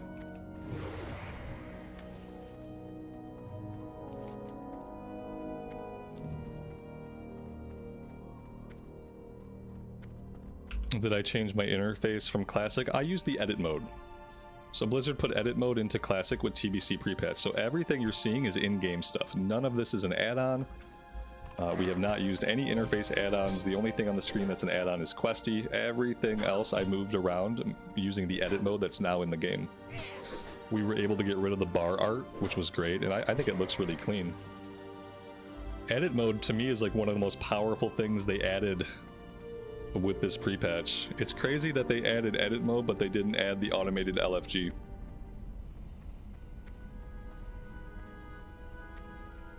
Retail was okay yesterday, but listen, there's just nothing in retail to do right now during pre-patch. I was disappointed with the amount of actual stuff to do. The only new stuff to do right now if you want to play retail is you can level the Demon Hunter spec. Because there's nothing else right now. And so I may go back and whenever they drop the prologue quest and the whatever their pre-patch event is, that comes out on the 27th. So on the 27th I'll go back and I'll check out some more content. But other than that, there's nothing to do in the retail pre-patch. Retail pre-patch was all about systems, all about class changes, and it has basically no content at all. Be careful. Which is a bummer. Go in peace.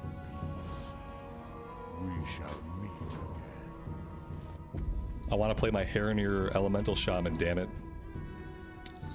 Alright, Shimmering Flats. Oh yeah, we could do Shimmering Flats after a little bit. But it looks like first we're gonna go up to the Dark Cloud Pinnacle. Yeah, let's go to Dark Cloud Pinnacle, we'll do that stuff. We need secret notes, and there's an escort quest back there we can do if we find the lady alive.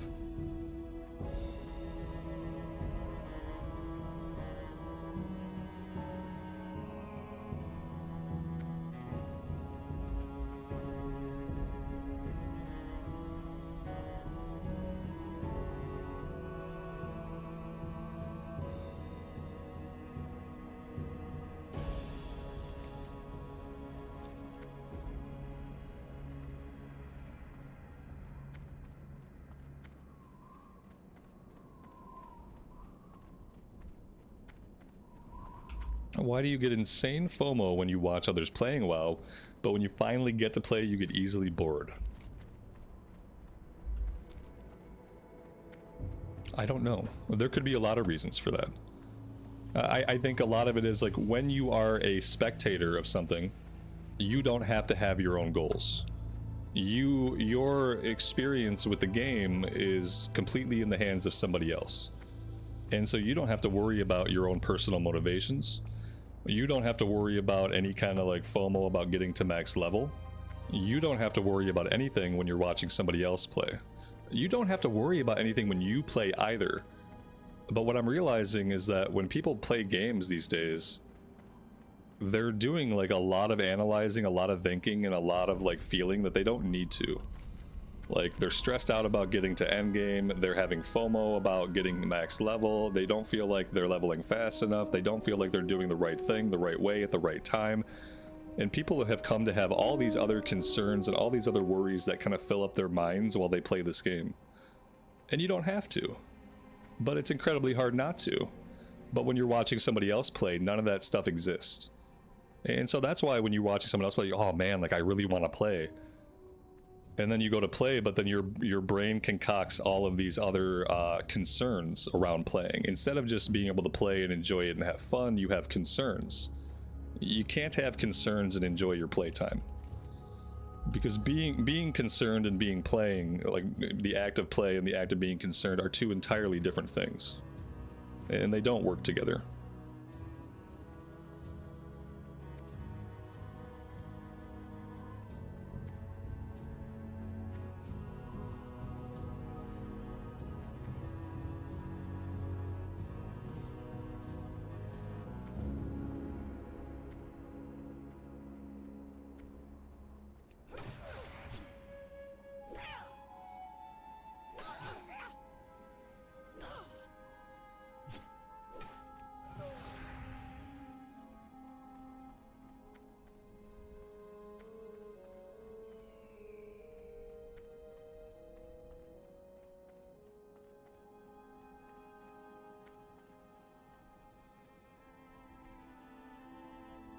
How do you get big party frames when you're in a group? You have to go into edit mode and adjust them. So you can go into edit mode, you can highlight your party frames, and then you have control over what they look like, the size, the shape, whether or not you're seeing power bars, class colors, all that stuff. I don't know if we can see it when we're not in a group. Oh yeah, we can. So you find your bars. I've moved mine up top. You click on them, and then you have all these options. And these options include width and height of the frames, as well as like how they compact together. I like mine in a line now. That seems to work really well. And yeah, it's all done in edit mode.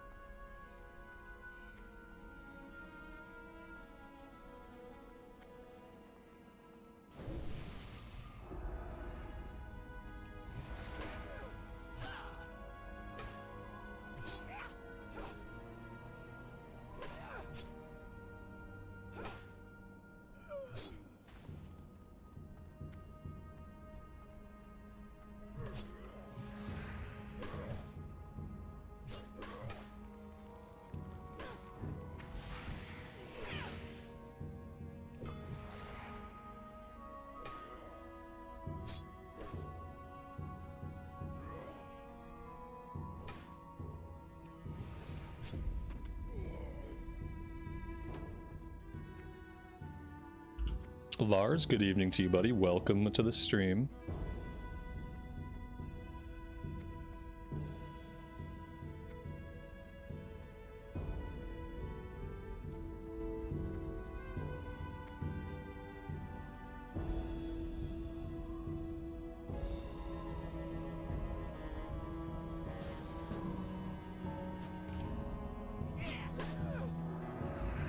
They whispered me and asked me if I wanted to do Nomer.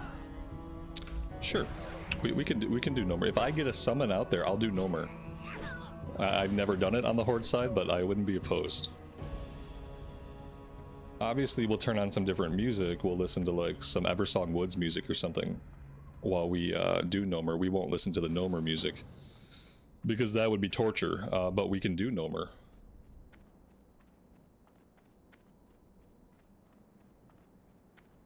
We got somebody already at the stone. That's impressive. We are about as far away from the stone as one could possibly get.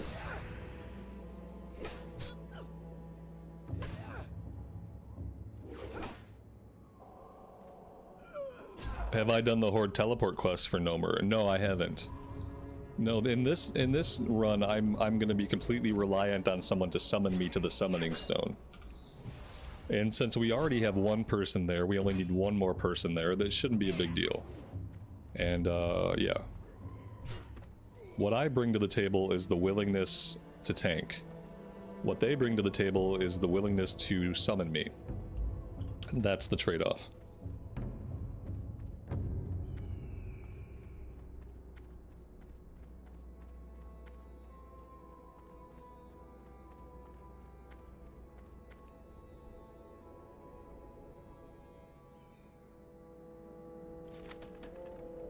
It looks like we are looking for heals. Okay, we're not looking for heals. Now we're just waiting for travel. I'm kind of hoping we can finish up at least this quest before we get a summon. Which I think we can. It's going to depend on where everybody's at.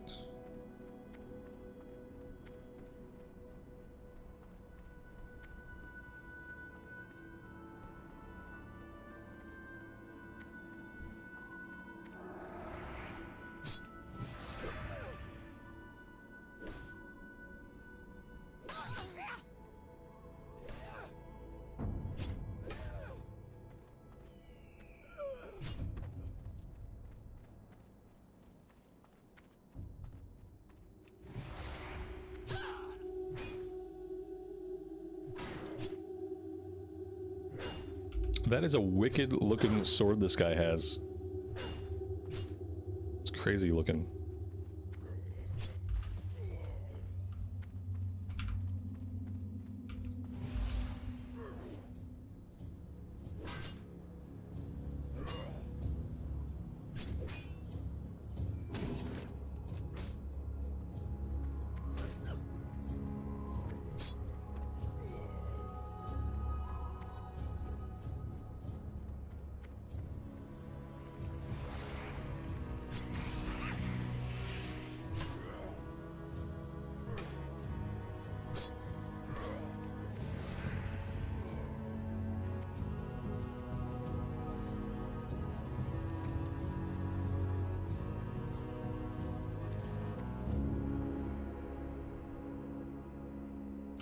Why does Questie say I only have one of the two notes? We should have two of them.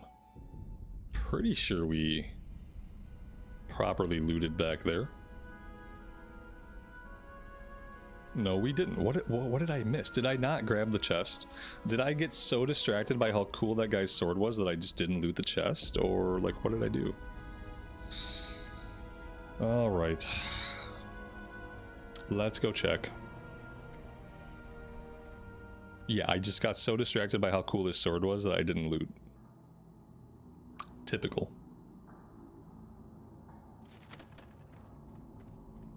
At least I noticed it now and not when we're heading back to town.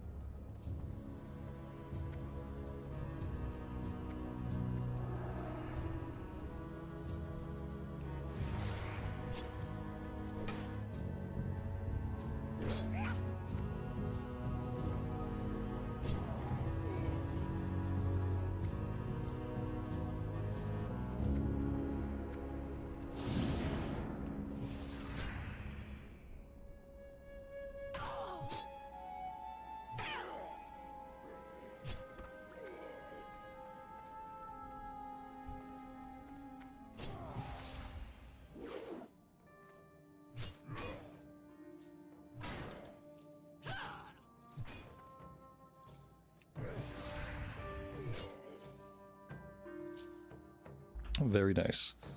Okay, and now if I could get back to town and I could set my Hearthstone there, that would be, like, incredible. So the fastest way for us to do this... let me make sure that I'm ready to do this. Okay. Yeah, this is going to be the fastest way. There we go. That'll do it.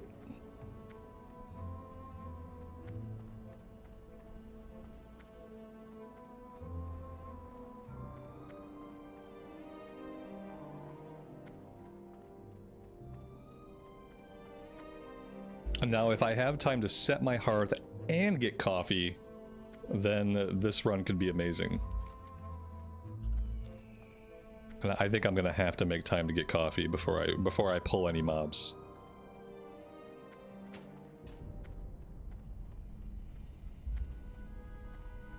Because I'm completely out. I'm completely out, and that was I slept in, so that was my first mug of coffee, my first 16 ounces of coffee. And I'm gonna require more. More.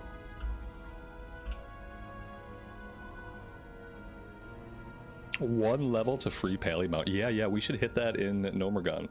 If we do this run, we'll definitely at least hit level 30. And then, I guess then, oh man, we're gonna have so much travel. Oh, wait, no, we just have to train it. I still have to travel, like, oh, it's gonna be a pain.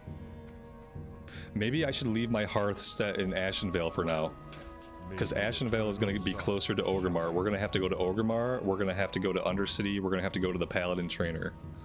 So maybe I don't set my Hearthstone here. Because we're going to have to do some traveling anyhow. Oh, this is, I think this is an upgrade. We're going to have to drop that blue eventually. I'm gonna drop it now. Let me vendor some stuff, and then I'm gonna refill my coffee. I have just the thing for you. Do you have just the thing for me? How did you know?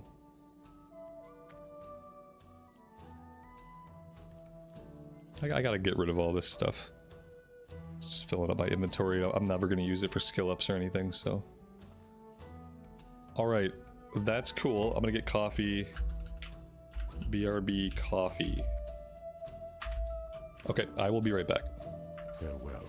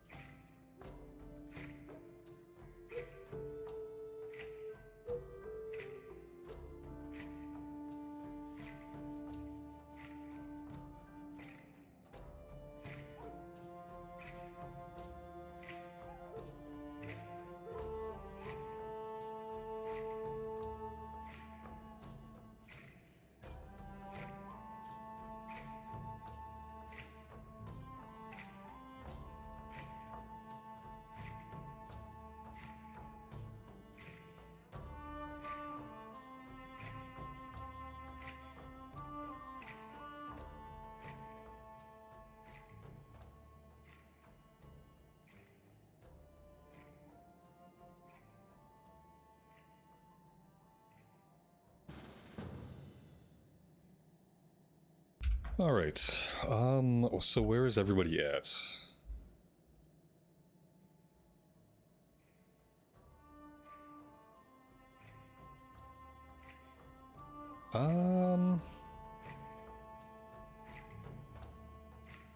Well,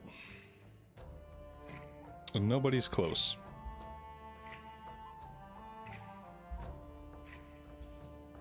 We could have a lot of time, depending on like what flight points these people have.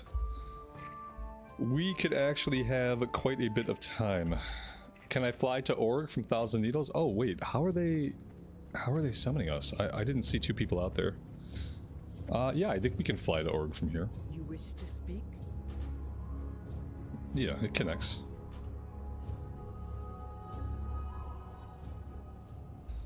All right, hey, that was perfect.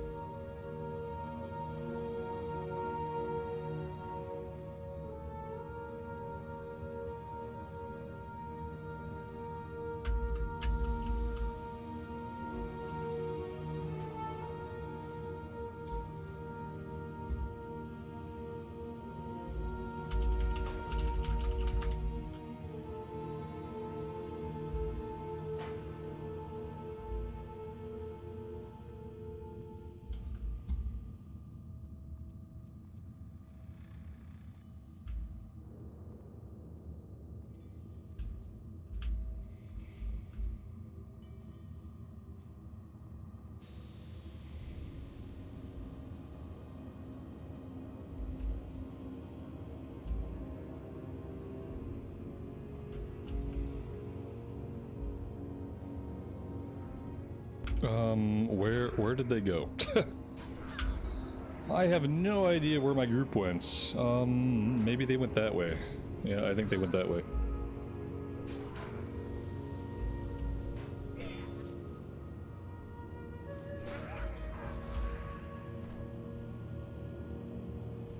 I don't know why they went that way. The portal is this way. I'm gonna go this way. We don't have any quests down here. There's no reason to be down here except to get into the instance. So I'm gonna go this way, and maybe they will follow me. Maybe they won't. We will see.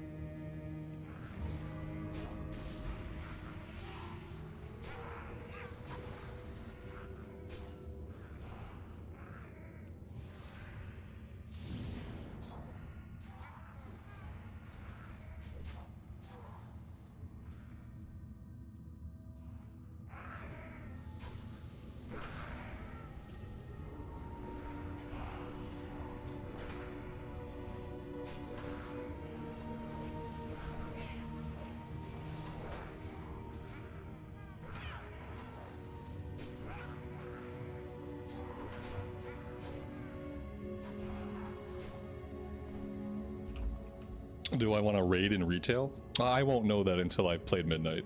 I appreciate the thought, though. But I won't know anything about that until I've actually played Midnight, leveled the character up, seen how the content was. I will say that typically, I'm much more of a 5-man person than a raid person. I haven't done any raids in retail since Battle for Azeroth was the last time that I raided with my guild. And in these days, I'm like more of a 5-man person. But I don't know. The answer is maybe, but we'll have to see.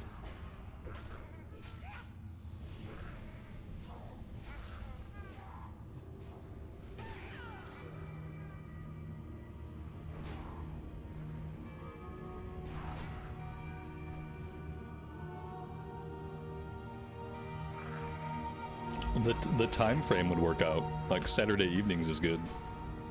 That's a nice time frame for a raid. I can't stay up too late on weeknights because I wake up at like 6 in the morning during the week. So being up late on weeknights for me is like a no-go, especially if I want to actually play coherently and be coherent. It's going to be hard to get me to be awake at 10 o'clock on a weeknight being coherent, but Saturdays would be cool.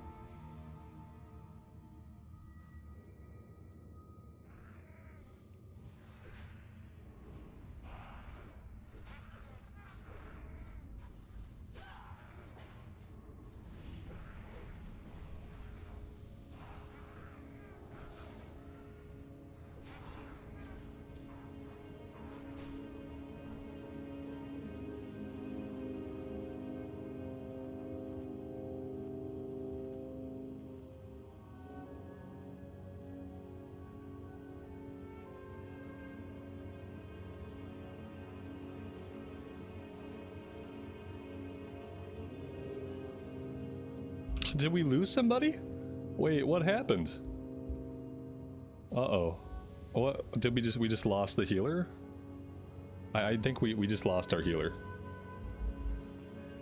I don't even know why.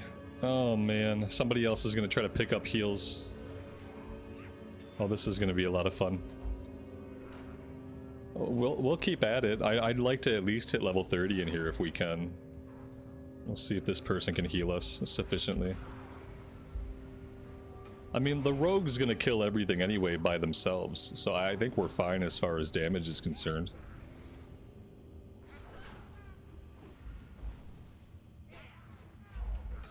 Yeah, they said uh-oh because the healer dropped. You definitely don't ever want to hear uh-oh in your party chat. And yeah, we're gonna 4-man it apparently, and that's gonna be fine. It's gonna all work out beautifully.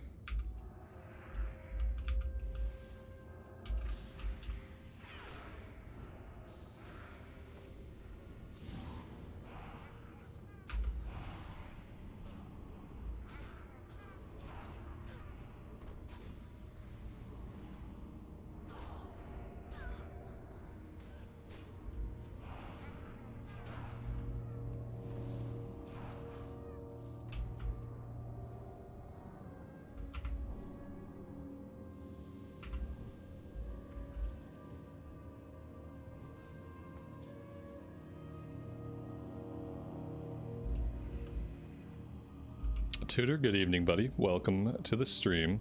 I'm assuming you meant to say guys. I'm assuming the A was supposed to be a U. Everybody gets one. Just don't let it happen again.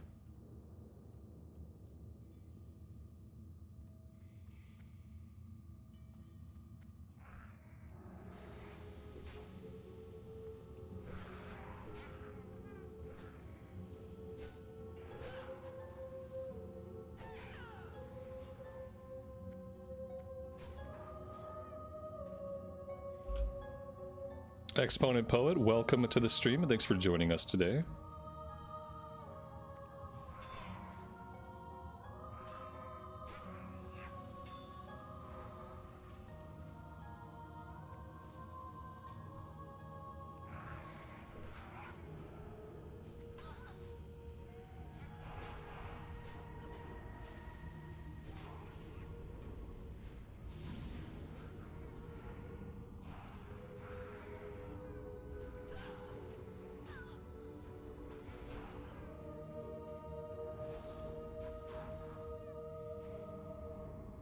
We are just continuing to blow through mana. And we're taking damage from something, so I can't sit and drink my mana back. There we go. It might have been the disease we had.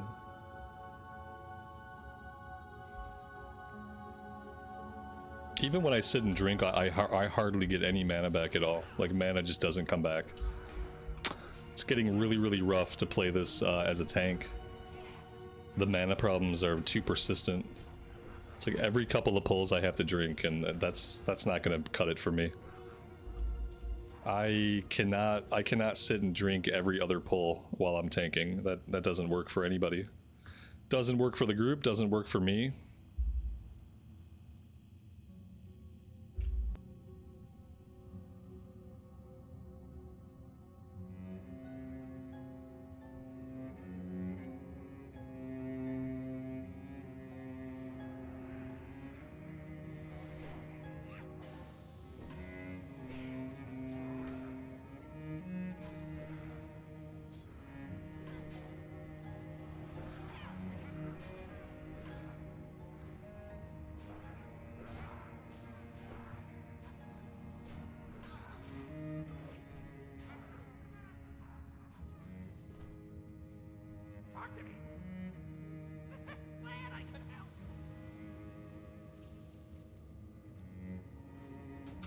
Besides that one quest, I don't know if there's a reason for us to be here or not. I mean, I suppose we could keep clearing stuff.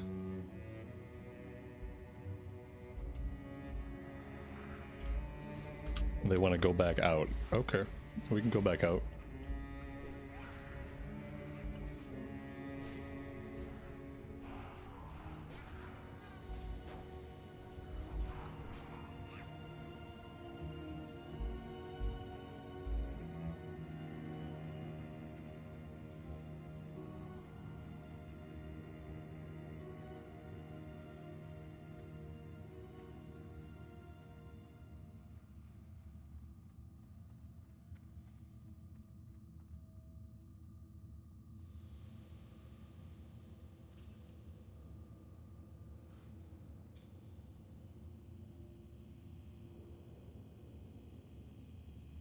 Alright, we're supposed to escort this guy to the front door. We tried this once a couple weeks ago on an alliance group and it didn't work.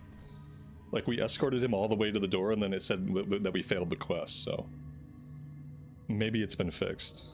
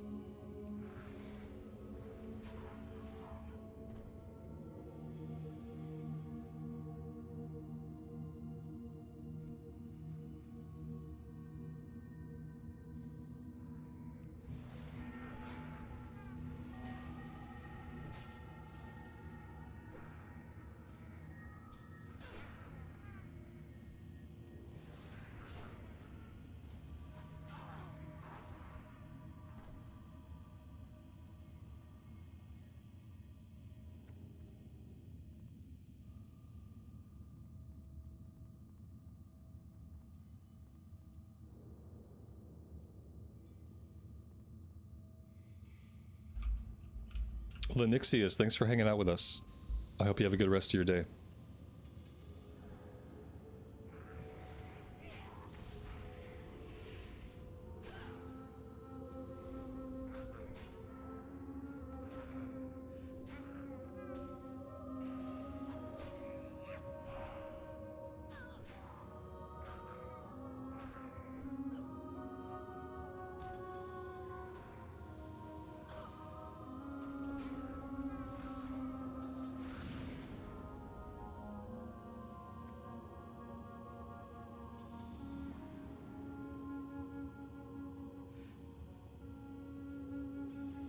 We're definitely gonna fail this one.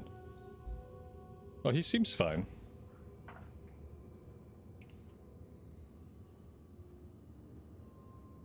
I don't know. We didn't get the completion, but I don't know why. Let's see. Maybe we did get the completion. Nomergon. A fine mess. Yeah, we got it. It didn't pop it up on the screen, or at least I didn't see it, but it looks like we're good to go.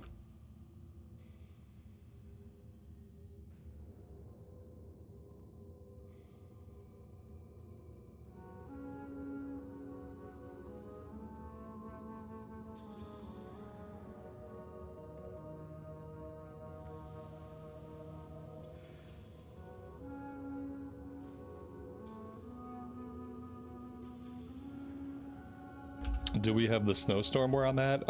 It stopped snowing, but now it's just bitterly cold. It's -2 degrees Fahrenheit right now. And looking at the 10-day forecast, it's never going to warm up again. So it's just going to be sub-zero temperatures from here on out. Probably until like April or May, if I had to guess. Yeah, we've been getting snow pretty consistently, but we didn't get as much snow here in Michigan as some other parts of the country did. It kind of clipped us, so we got a little bit of snow. But I think further south of Michigan is where like the bulk of the snow is mainly clobbering the country.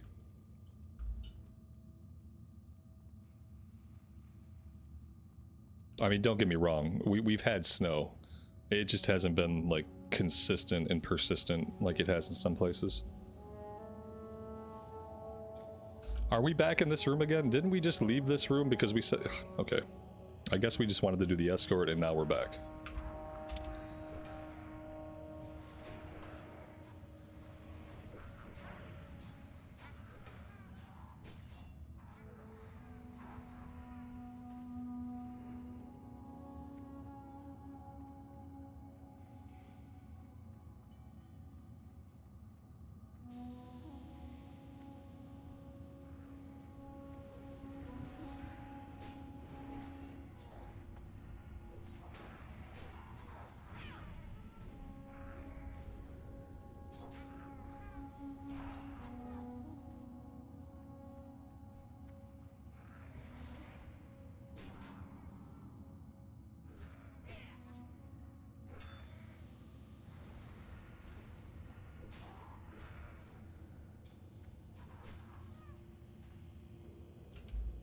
In Oregon, it's supposed to be sunny and in the 60s? Oh, that sounds awesome.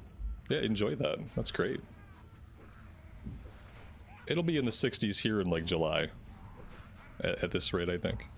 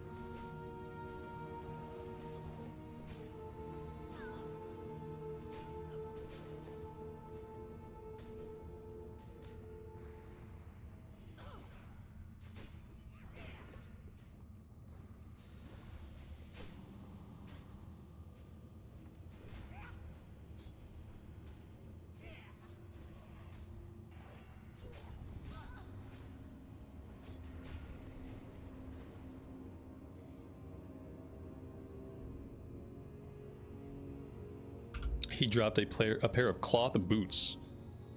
8 intellect, 4 spirit, 5 nature resist, and damage and heals increased by 5.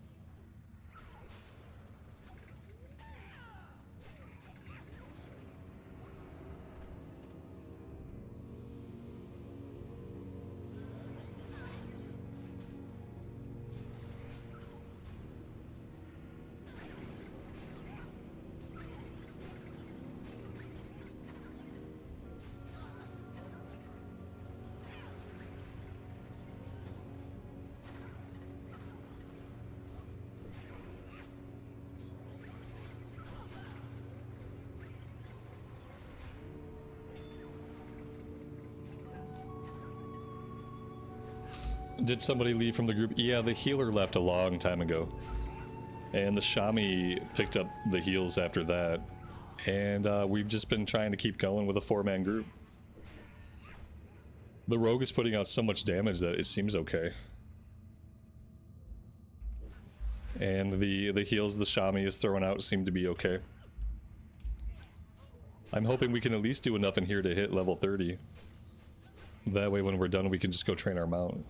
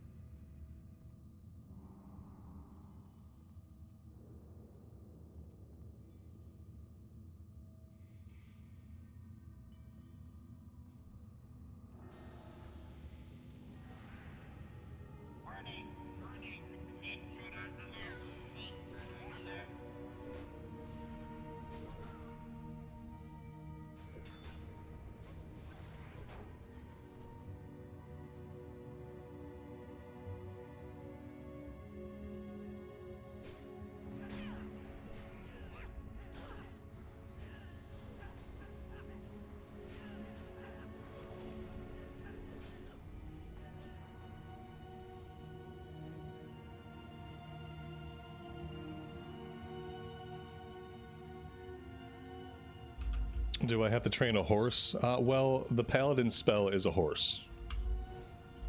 It's a horse, of course. Of course, it's a horse. Yeah, it's the Pally mount, so it's just a mount. It's just a horse. Failing that, we could pay more money and we can do the Hawk Strider, which I don't really care for the Chocobos. The Chocobo running animation is too like jittery, and I worry that it causes like motion sickness for some people to look at it. So we'll just go around on the normal Paladin horse.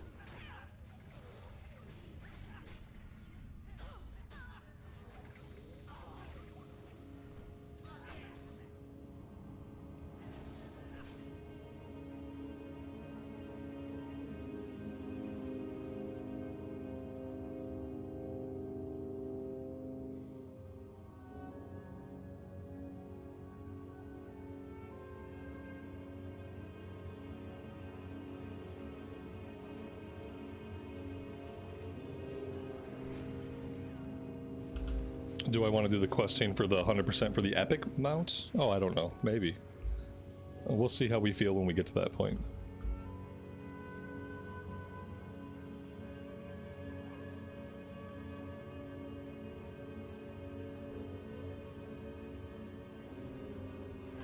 Eventually we're going to be flying. And once we're flying, I don't know if I care about my ground mount. Because we'll be using the ground mount so seldom.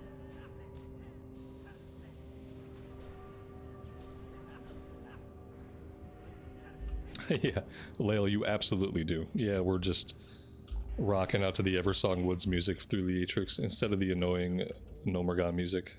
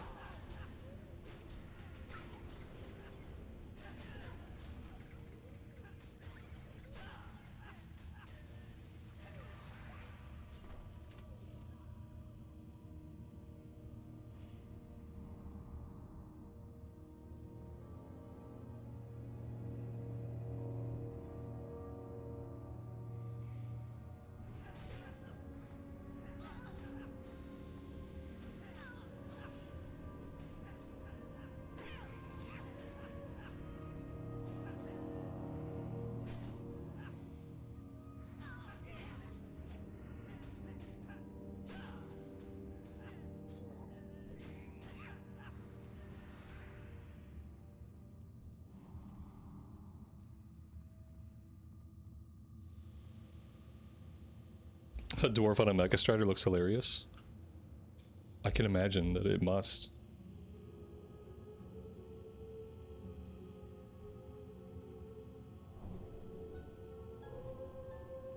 Electric justice.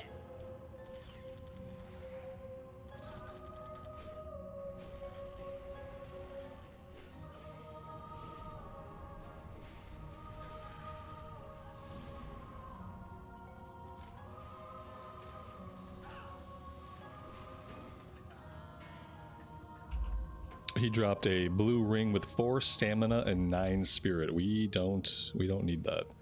That's kind of garbage. That ring might be the worst piece of loot we've seen drop in any of the dungeons. What in the hell is this? We can't use this, right? We don't have the punch card or anything, which makes that completely useless. Yeah, we're very mana thirsty. A lot of times I'll just stop doing abilities after a while because I get annoyed with drinking so much, so I'll just like I'll just auto attack.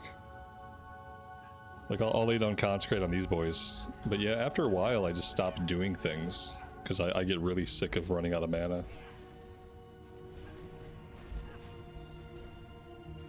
Spirit makes mana management easier. Yeah, but I need stuff with strength on it. I gotta have strength and stamina first.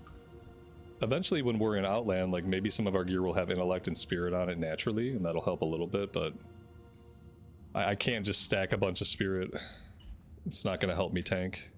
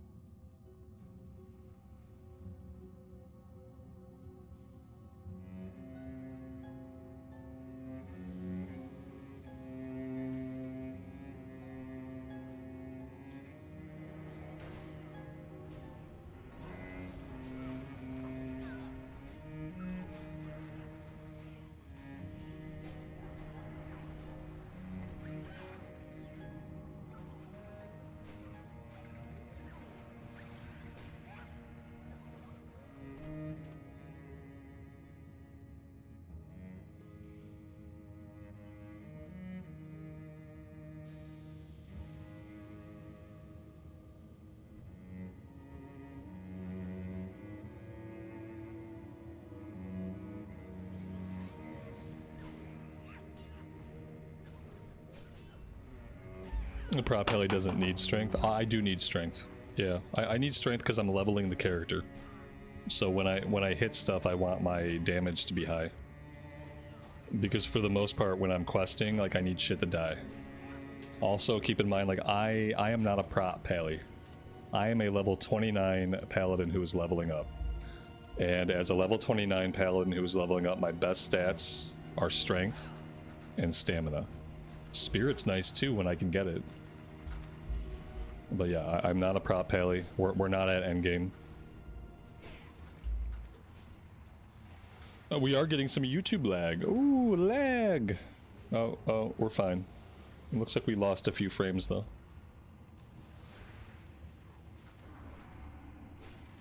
Oh no, it's still kind of laggy.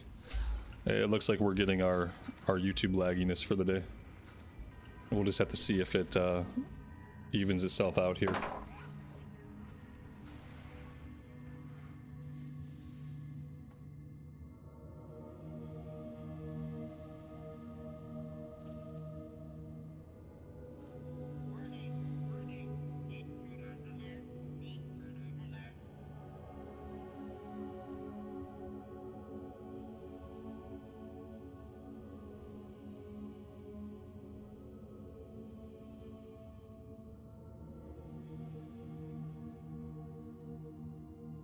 The YouTube servers are cold, let them back inside. Yeah, that's probably what it is. They're freezing.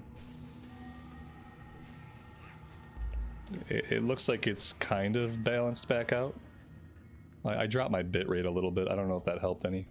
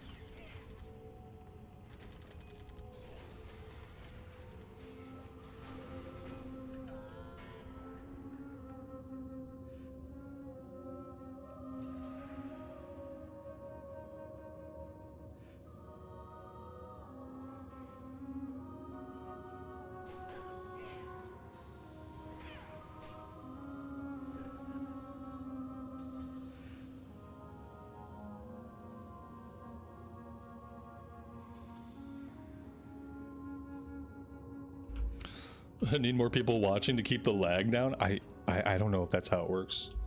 And who are these friends you're talking about? Invite my friends. I don't have any of those.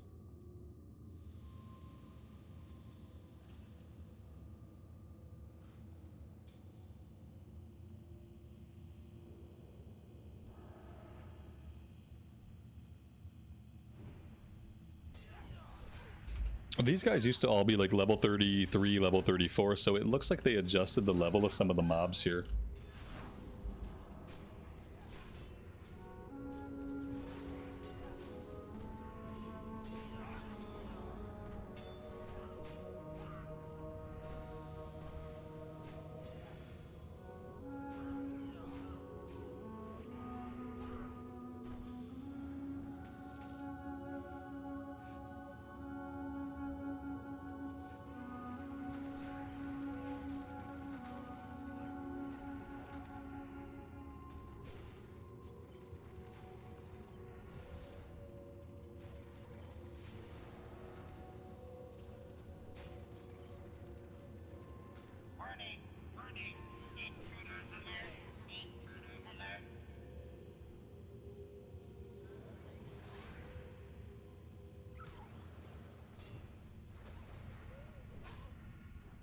Do we have somebody AFK? I don't think so. We do have a 4-man group size. Because we lost somebody way early on, but I don't think anybody's AFK. Looks like we're all here.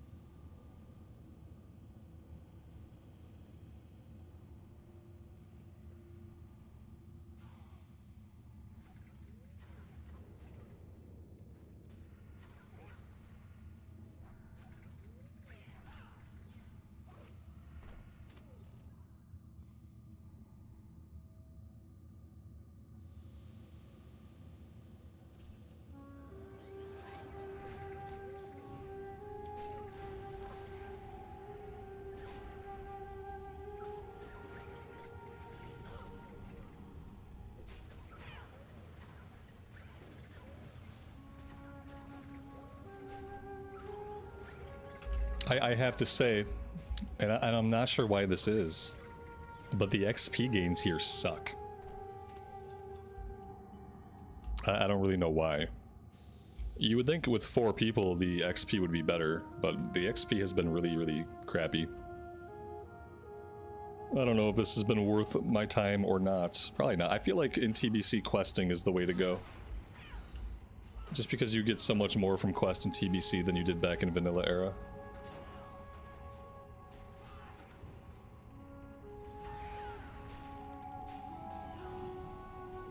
Yeah, it feels low for the level and for the mob level.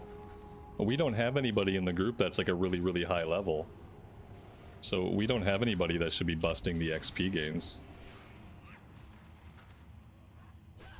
Yeah, questing is smooth now, the XP is better from quest now than it was before, and I just feel like overall questing is a better way to go. Unless you like are doing something that for some gear, like we'll do Scarlet Monastery and stuff because there might be gear in there that we need, but when it comes to a run like this, I feel like without any quest and without any gear, it might be a waste of time. I think we'd be getting more XP if we were out killing like non-elite mobs solo out in the world. Like if we were just grinding on XP out in the world, we'd be getting more XP per kill, which is weird. Where are we? Oh, okay, there we go. We're at the end anyway, so it's okay. We didn't hit level 30 though. There was no way we were ever going to hit 30 in here. I probably should have like waited on that pull. I'm going to pop lay on hands.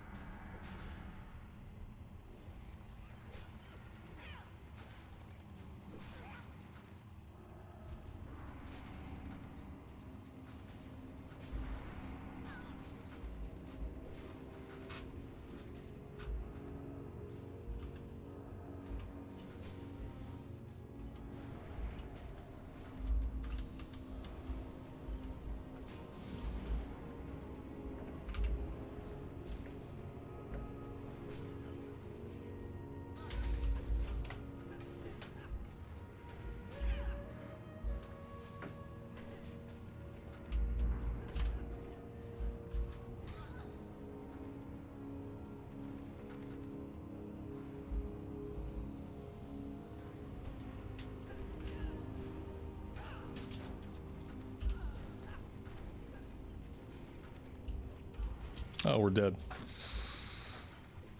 Ooh. I might be done with that. I don't think I'm going back for the last boss. It's gonna be a lot of time Yeah, I don't know about that. Oh no. That's it for me. I gotta be done with that.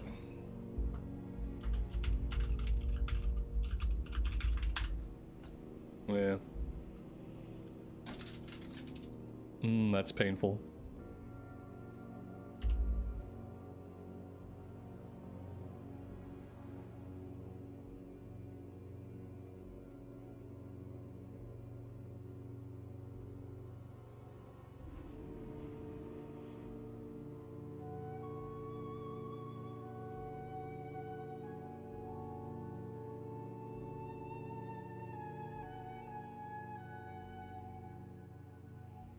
Alright, I need to take a break. Obviously, we have res sickness. We gotta let that tick off. I'm gonna take a quick break, and then we'll come back.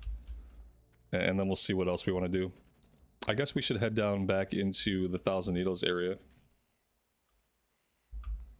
Well, keep in mind also, we were four-manning the dungeon without a real healer. Our actual healer left really early in the run, and we were trying to get by with the shaman healing, and the shaman was enhancement. So, between a four-man group size, an overpull, and an enhancement healer, it just wasn't working, so it's fine. I am okay with it. Alright, I'm gonna go AFK for a minute. I will be back.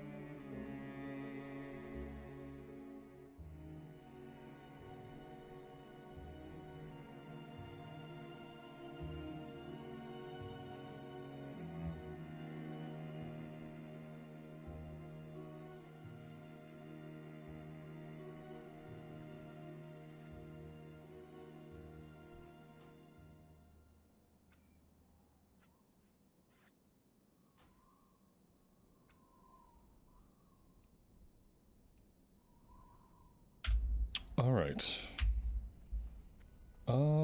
Res sickness is gone. Okay, perfect.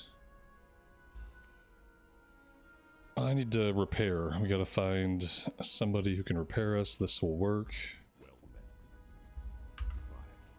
Chaos, welcome to the stream, buddy. Thanks for joining us today.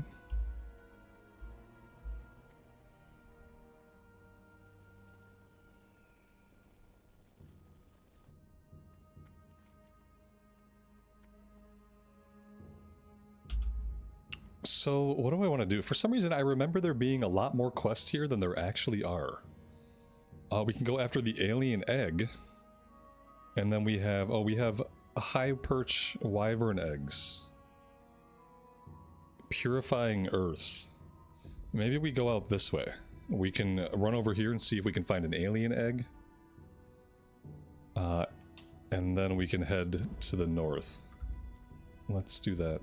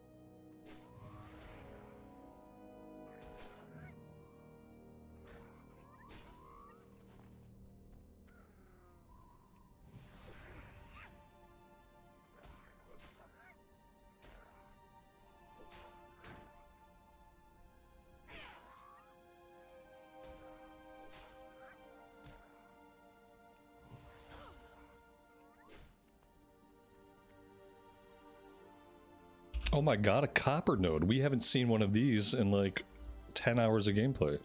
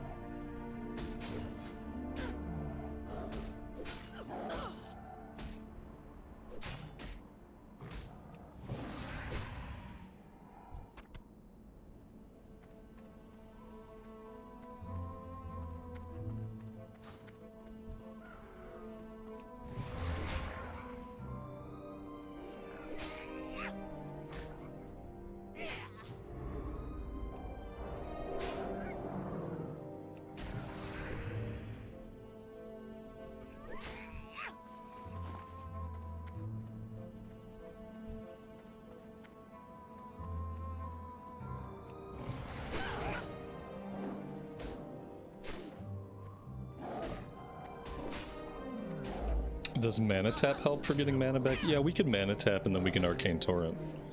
If the thing we're fighting has mana,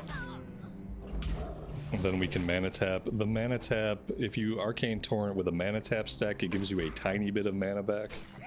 You can stack mana tap up to 3 times, but it does have like a short duration, so it will run out if you don't arcane torrent soon enough.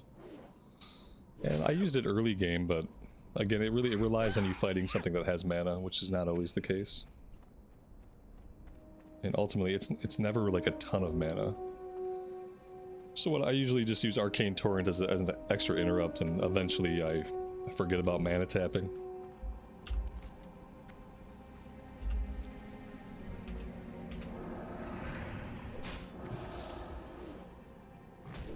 But yeah, we are obviously having like very severe mana issues. Like for a melee class. Like for a melee class, these are pretty bad mana problems. So yeah, I mean, I'm drinking about as much as I would expect to drink on a caster. If I were playing a warlock or a mage, then I would expect to drink about the same amount.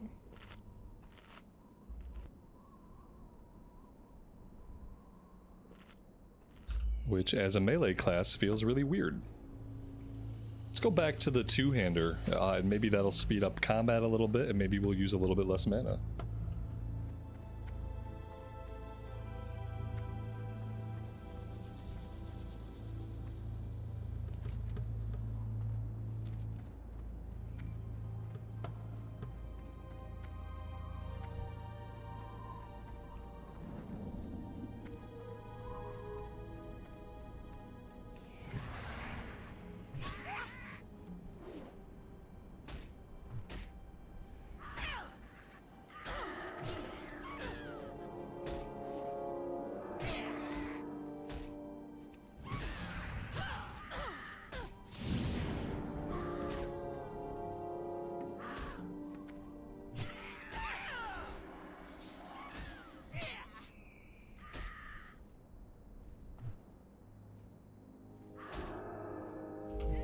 Do we have any mana talents on the Paladin? Yeah, we have a couple of things that help us out with mana. But just like a little bit. Right now we're going into Benediction. This reduces the mana cost of Judgment and Seal spells. So we're going into that. That might help a bit. And then we could go over here. We could grab Divine Intellect. That would boost our Intellect by 10% overall, which would be a deeper mana pool. Like, we could do that. And, like, maybe we have to.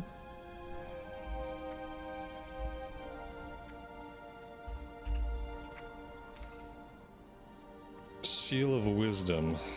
Yeah, I don't even know if I don't have Seal of Wisdom. I don't know if I'm supposed to, but I definitely don't have it right now.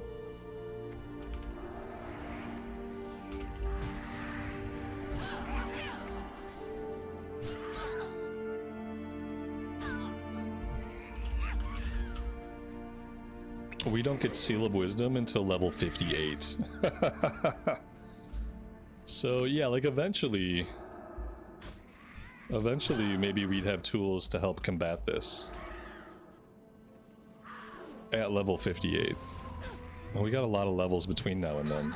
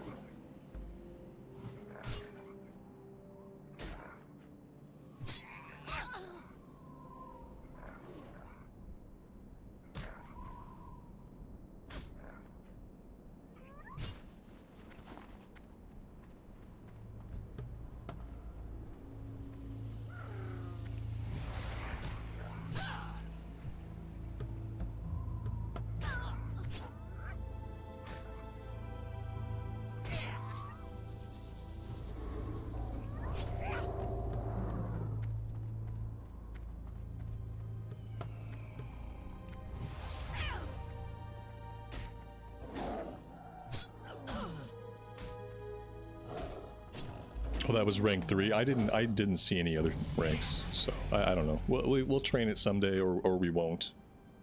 Like, we'll get it whenever we get it. And I don't know when that is. Sometime in the future. And since the future doesn't technically exist and is only a concept, we're just gonna have to keep going without it. I mean, I'm already level 30, so it can't be much earlier than level 58 because I'm already level 30 and I already don't have it. It might be a little lower than level 58, but I think we're past the point where we would say it's a lot lower than 58. A lot lower than 58 would be like level 20. Let's keep putting our points into Benediction for all that it's not really helping us at all. And that's level 30. We're gonna go do this quest. And then after we do this quest, we will hearth, and then... Oh no, you know what? We can't hearth, can we? We've got 37 minutes, so we just might be taking a long flight from Freewind Post. Depending on how long it takes us to do these couple of quests. I think we'll do both of these. And then we'll go from there.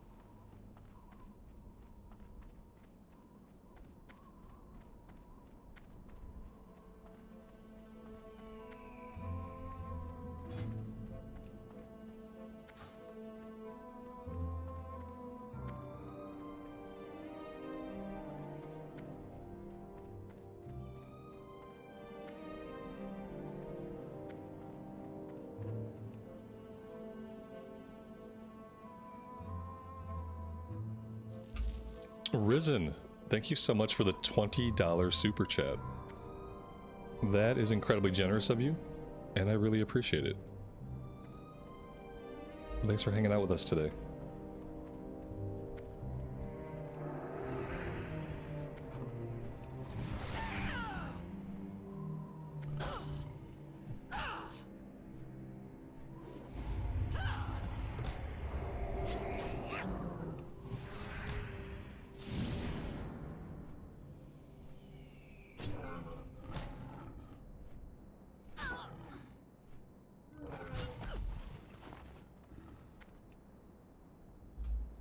Whatever they did with the layers, I mean, it must really be working. Either that or nobody levels up in Thousand Needles. Because we have been seeing all of the mobs, all of the quest objectives. The areas are clean. And everything's not farmed out. It feels entirely different today than it has felt for like the last week prior to today. And that's good. What about the sagefish? Yeah, the sagefish recipe. That's mana per 5. I don't have the recipe though. My cooking is kind of in the toilet, like all of my professions are. It's one of the side effects of leveling up faster. It gets harder and harder to keep your professions going as you level up. It's why, you know, a lot of people simply level up their professions once they've hit max level. Because it ends up just being easier to do that way.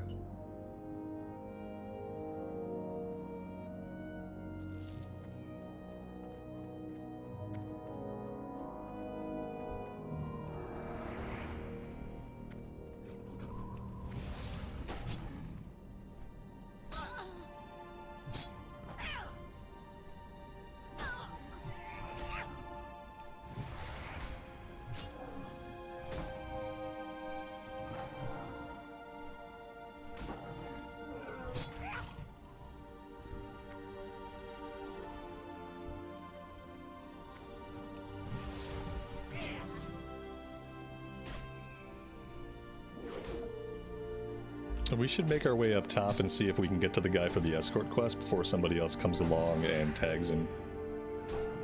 That's what I should be doing. Everyone boosted. That could be it. Everyone played for a week, you know, and that'd be okay. Like, if you want to boost a character, the best thing you can do is play for a few days first. Play it for a few days. You know, get to level 20 or 30. And then if you're digging the character, grab some professions and boost it. Maybe that's what a lot of people did. Although someone told me we had like 10 layers now, which is like a crazy amount of layers. They added a bunch more layers, but I mean, maybe people are boosting, yeah. And if they've played the character a little bit, I wouldn't blame somebody for playing into like the level 30s and being like, yep, this is the one. This is the character that I want. And then just boosting it to 58 and waiting for the Dark Portal to open. Especially if you're someone who's leveled lots of classic era characters. Like, you know, you're no stranger to the game. Could be. If the boost were 40 bucks, I'd probably buy a boost. It's too expensive. You know what I mean? Like, it's just too expensive. Like, I could boost a priest. Because I've had a priest before at high level in vanilla and TBC. So I wouldn't mind doing that, but it's too rich for my blood. I can't afford it. I can't afford a $60 boost. I can afford a $40. I think the solo boost that is sold outside of the bundle is 60 bucks, right guys? Pretty sure it's a $60 boost. That gets you to level 58. It doesn't even get you to level 60. I kind of wish they'd like sell me the boost for 60 bucks and let it get me all the way to 60. But it doesn't. It gets you to level 58. Although I think it levels your professions too. If you grab a couple professions on the character first, I'm pretty sure it'll skill up those professions for you to a certain point. I don't know if it puts them all the way to 300 or if it gets them up to 225 or what.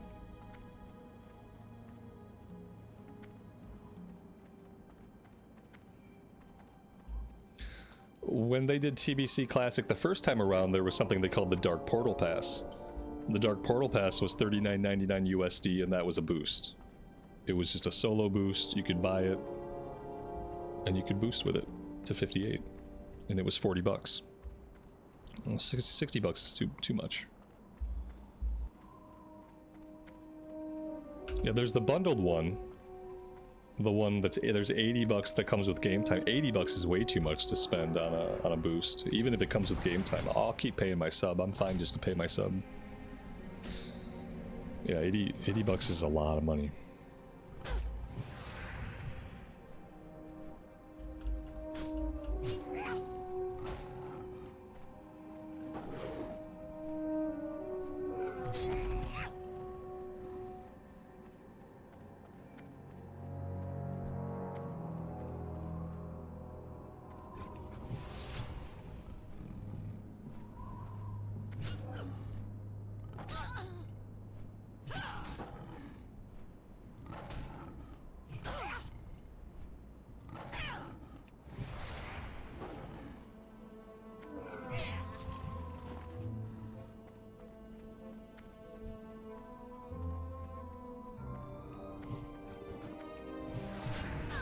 Alright, we do have the escort quest here, so we can definitely do this.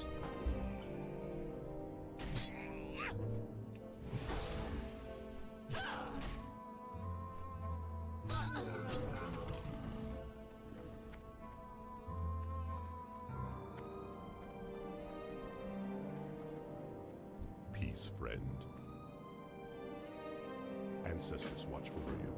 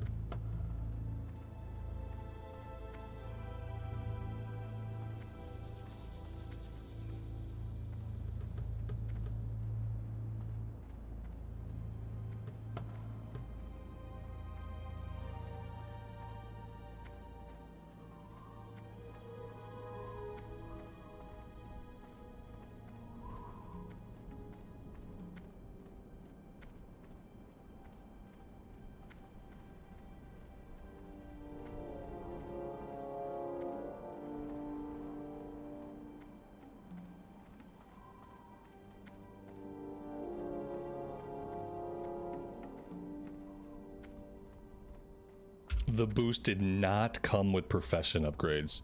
Ooh. Now you did log the character in, you took some professions and then boosted, and it still didn't upgrade the professions you had already taken? That's not good. Yeah, like a $60 or $80 boost should always boost professions. The boost always grabbed professions back in the day. By back in the day, I guess I mean like 8 to 10 years ago when I remember having some boosts. And it always came with professions, so you always made sure to log the character in and get him to the city and make sure that you grabbed the professions you wanted because it would boost them. That was part of the value of the boost. Was like you were getting boosted professions and saving yourself like 30 to 40 hours of profession grinding. Ooh. But it wasn't the standalone boost. Yeah, I would hope that the $80 boost would, you know, if any boost were gonna boost professions, it should be the $80 boost, but like all boosts should behave the same way. Very weird. I don't like it. That negates a lot of the value of the boost. Because yeah, I'll say back in my day, a boost gave you professions. That's what I'll say.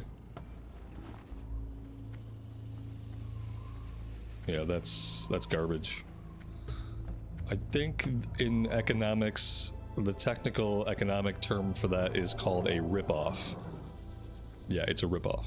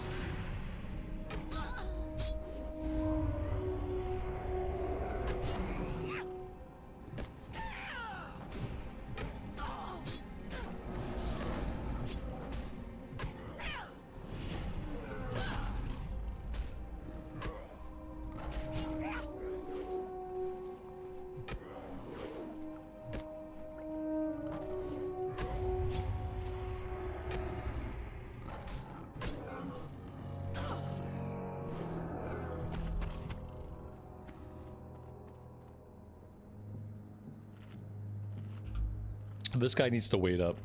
Yeah, I gotta grab... Oh, he's about to get attacked too, isn't he? I feel like he's about to get attacked.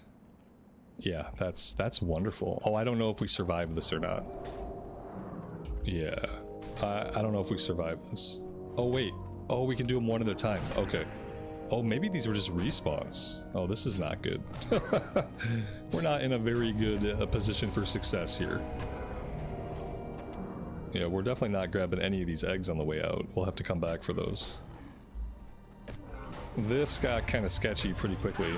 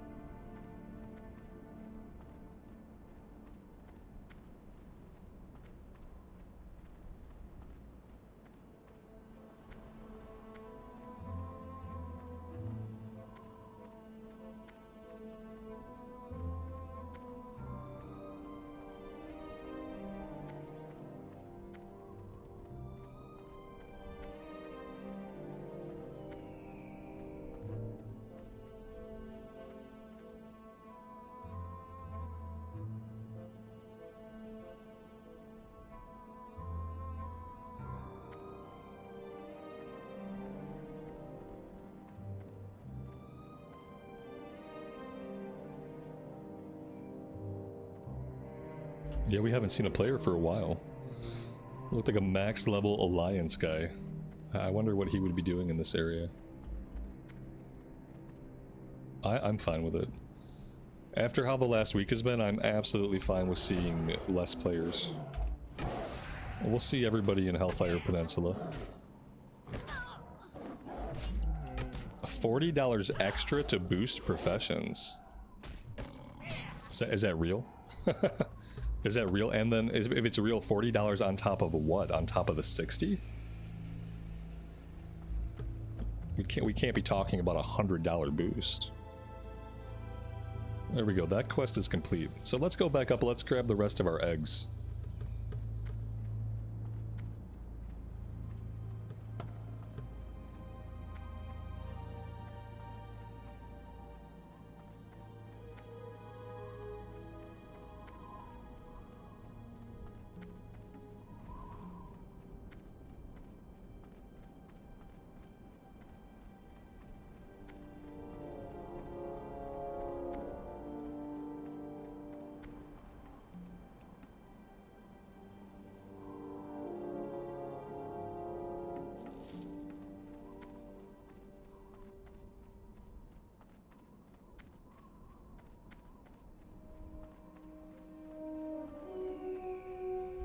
Well, there we go. There's a druid.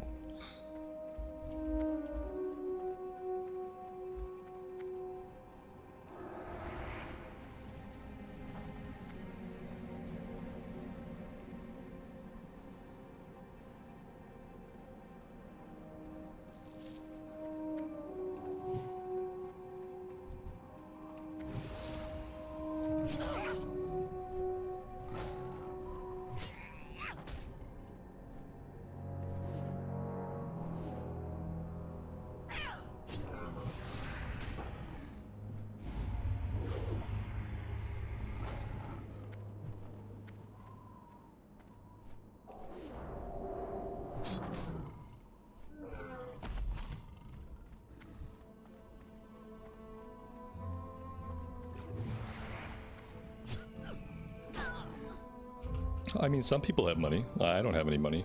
I think it's more like when you cast a wide enough net, you're bound to catch some fish.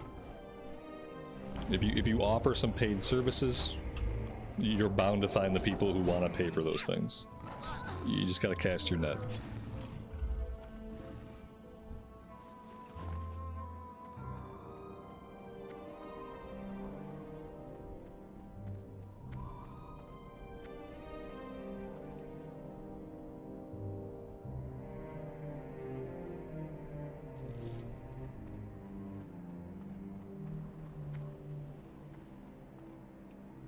And keep in mind, when it comes to digital services, it doesn't cost Blizzard a penny. Not really, not in any real sense, to provide you with these services. And so they're selling you something which, to you, if you're a buyer, it has this enormous value, but it has no actual value because it's not an actual thing. No effort has to be put into the creating of your boost. And so it's something that in reality has absolutely no value, and that's 100% profit. You know, when you can sell somebody something that's simply a push button transaction that doesn't have any value, then you're making 100% profit. That's why the game has remained successful all these years, because the more things that you offer to sell people, the more likely that you'll find people willing to buy those things.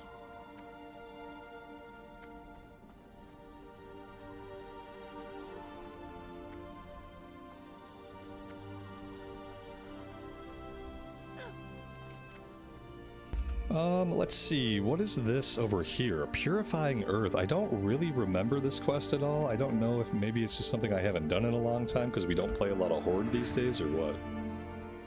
But let's come over here and see if I can figure out... Oh, you know what? It must be from these Earth Elementals. Okay, that sounds a little bit familiar.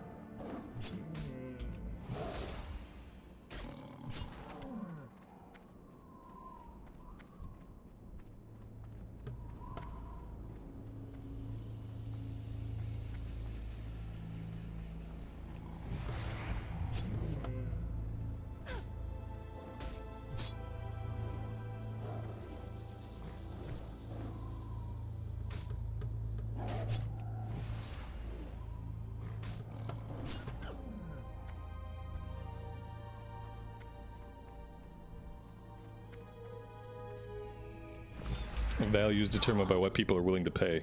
Only in an economic sense. What's really determined is the cost. Cost is determined by what people are willing to pay.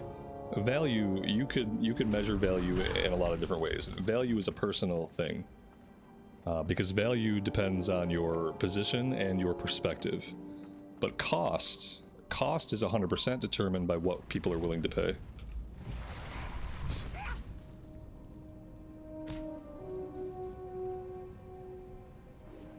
But value is something different. What has value to you might have no value to me. One person values the boost at $80, and then another person doesn't value the boost at all. But the cost remains $80 because there are people willing to pay that much. That's why we pay $90 for new games now, because people are willing to pay $90 to play games. And since people are willing to do that, now the price just goes up to $90. It doesn't mean the value of the game has changed. In a lot of cases, the value of the games we get has gone down from like an artistic and a enjoyment and an originality standpoint. But, you know, what we're willing to pay has increased.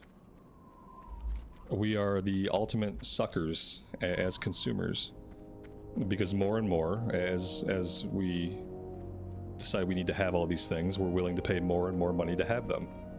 And yet the intrinsic value hasn't changed. It's still the same old shit. Some of it's worse.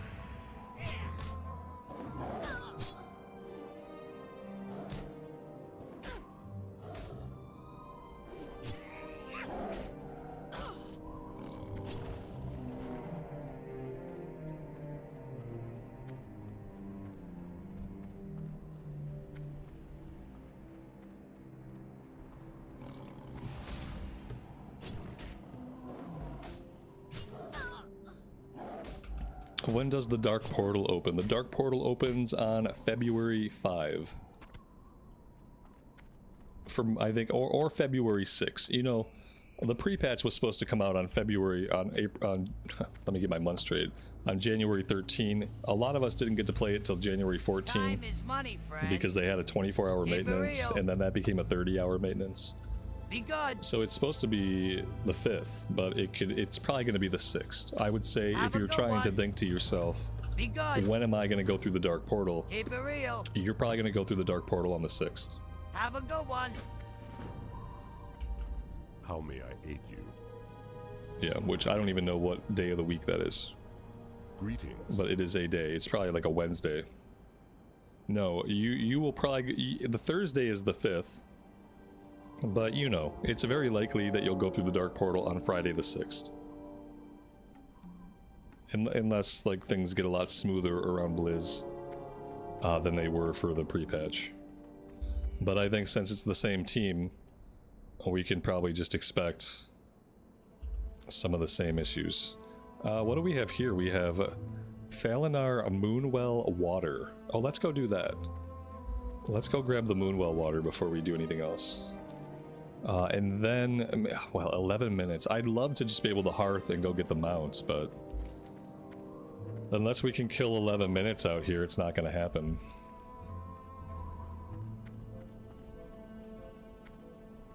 Yeah, because what it will be, on Thursday, the servers will come back up. They'll say this. They'll say the servers will be back up at 3 p.m. Blizzard Standard Time. And 3 p.m. Blizzard Time is Pacific Time in America. It's 6 p.m. in the evening my time, and it's midnight in a lot of places in the EU.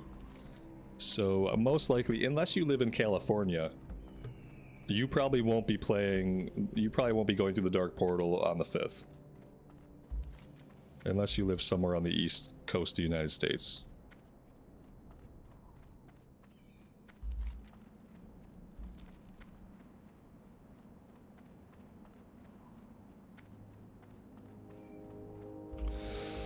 Leda, you read last night that Blizzard will bring the WoW token into the game when the portal opens in a few weeks. Is this true? I don't know if that's true. You read it. Where did you read it? Was it from a reputable source? Was it a blue post? If it wasn't a blue post and it wasn't like something on Wowhead, I would hesitate to believe it.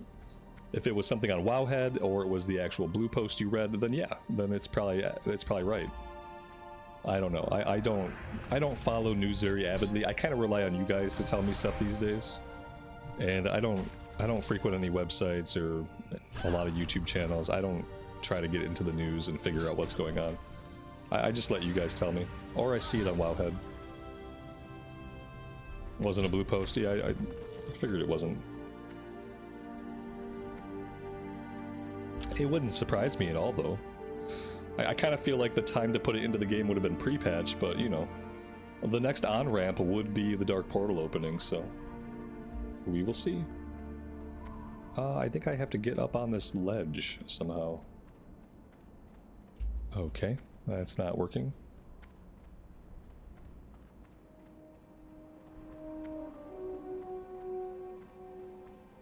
Well, what am I supposed to do here? Requires conceal the control. Okay, somehow I have to get up here. Because that's where the bush is, or whatever it is we have to get inside of. I don't see how one would do that. How would I get up onto the ledge? Okay. I'm pretty sure I've circled the whole damn thing. Huh. Maybe we won't be doing this one.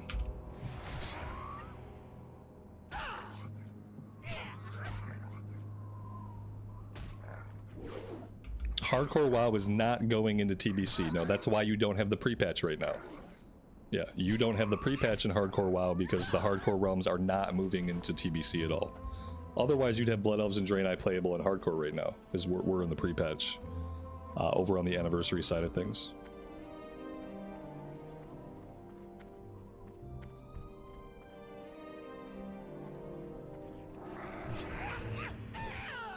I mean, I don't care about the WoW token because people who want to buy gold are going to buy gold if they want to buy gold. And they're either going to buy gold from a person who's not affiliated with Blizzard, or they're going to buy gold from Blizzard. And for like the security of people's bank accounts and shit, I'd rather they just buy their gold from Blizz directly. I really don't think there's a reason to drive people to like third-party businesses to get their WoW gold. And that's what people do. That's what happens. And so I'd rather they just get the gold from Blizz. Because they're going to get it one way or another.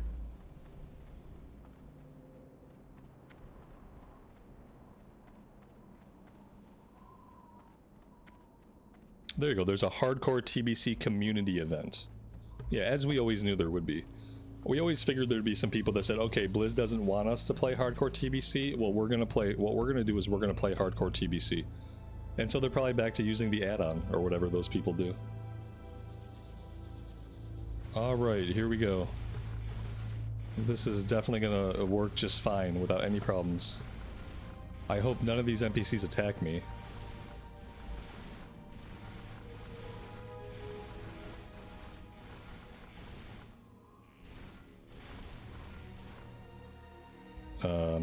So like, what do I do now? How does one use the robot to collect the water?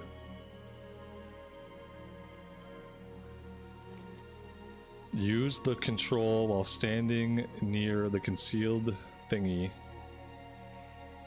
I don't know.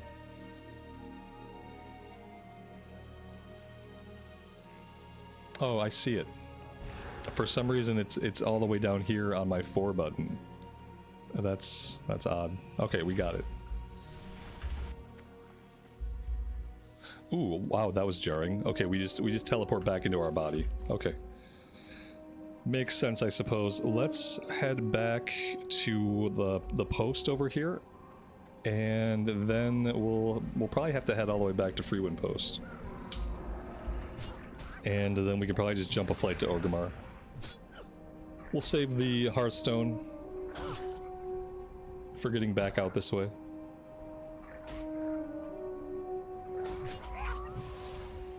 Yeah, there's nothing weird about a random robot that you've never seen before getting into the well that you're supposedly guarding because it's really important to you. Right. Like, anybody seen that robot before? I think that's Jim's robot. Oh, okay. Just forget about it.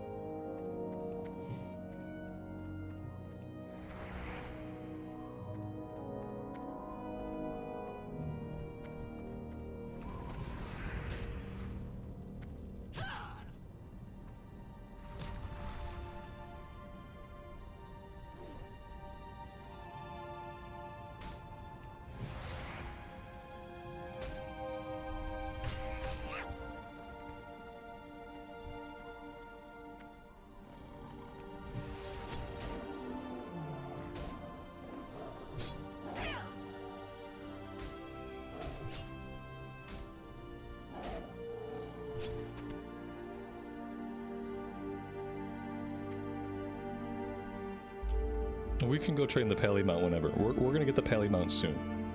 Yeah, I'm just trying to wrap up a few things here first. We're on the way back. We're gonna turn some things in. We're gonna fly from Freewind Post up to Orgrimmar. We're gonna take, let's see, what do we do from there? I guess we gotta take the Zeppelin over to Undercity, because there are no Pally trainers in Orgrimmar, unfortunately. And then we'll train them out, and we'll be good to go. Yeah, it's basically free. We don't have to worry about having gold or anything. Luckily, because if we needed gold, I think I'd be a little bit short if we needed gold.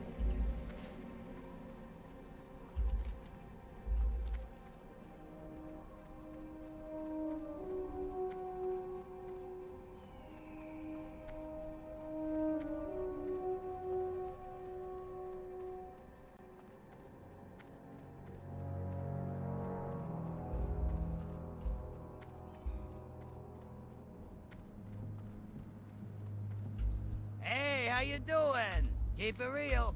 Have a good one. Be good.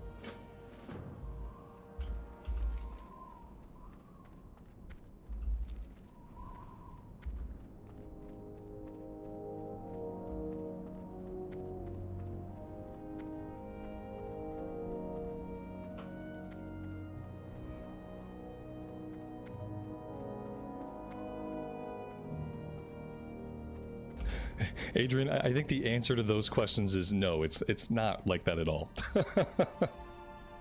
I mean, the concept is similar, but I would not compare it to those two things.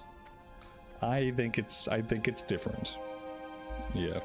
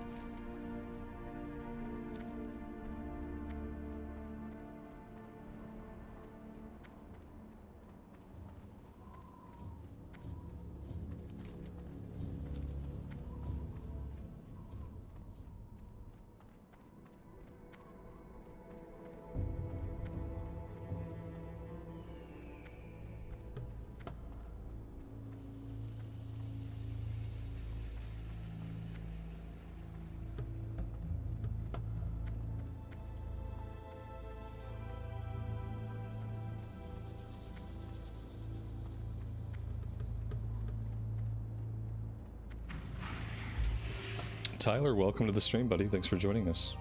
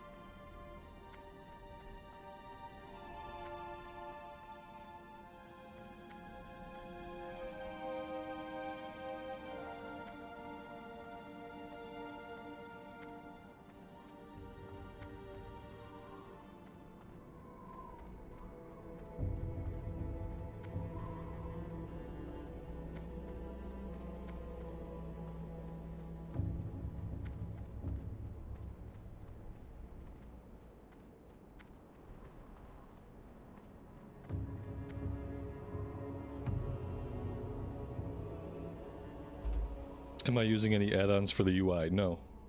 All the UI stuff we've done with the in-game edit mode, which was added to Classic with the TBC pre-patch. It has all kinds of amazing options. You can move stuff, you can resize stuff, you can reshape stuff. It's very, very vast. Very strong.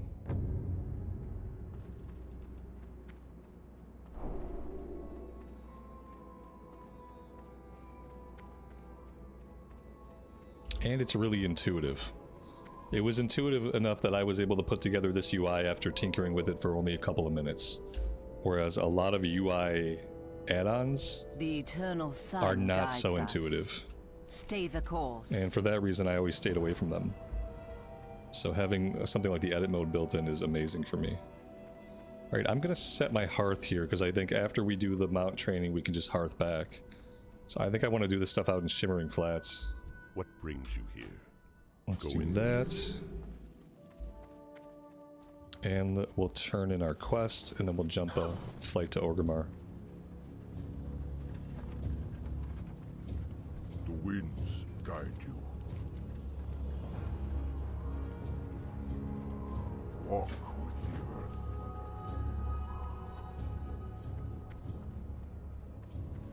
Peace, friend. Ancestors watch over you. Be careful. What brings you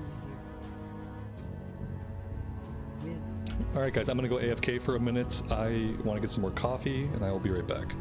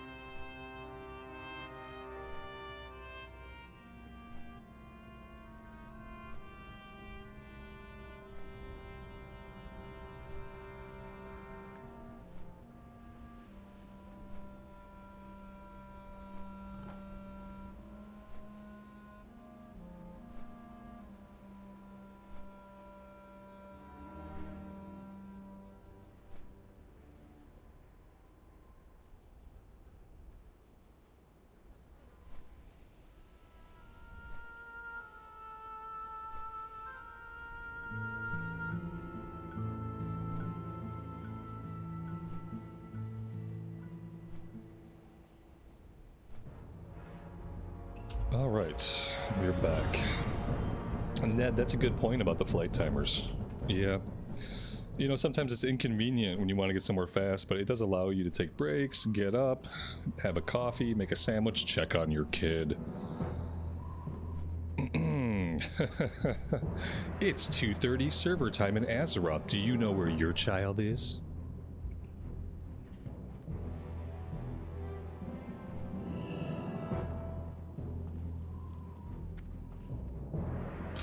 Alright, now we gotta get out to the Zeppelin.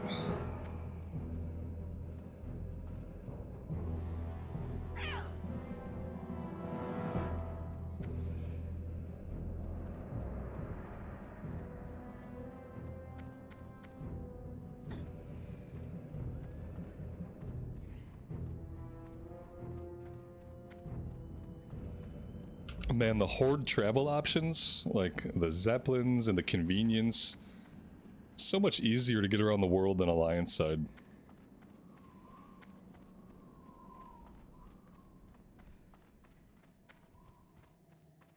Every time I have to continent hop, or like do any big travel on the Alliance side, I always feel like it's really annoying. Like, oh yeah, now we gotta go to Menethil Harbor, we gotta get on the boat. It's like, it's just so much easier on the Horde side to get around. That being said, we are about to miss this Zeppelin. There's no way we make it there in time. And I guess the one good thing about boats is that if you're at a boat, you can fish. And I don't know, maybe we can run over to the coast and fish a little bit. How far is the coast from the Zeppelin tower? Would it be like within the eyesight? Within maximum draw distance? No, the coast is not that close to us. It's too bad there's not like a little watering hole here that we can cast into. What is this over here? Is this a water area right here that I'm seeing? This might be a little pond right here. That's what it looks like on the minimap. Oh, very nice. Let's see if we can fish in it. Oh, that's perfect. Okay. And so, like, we're within range of being able to see the Zeppelin from here. So we should probably reposition, though, to the other side of the pond. That way the Zeppelin tower is within our line of sight. Here we go. Right there is perfect. Okay. Now we're good.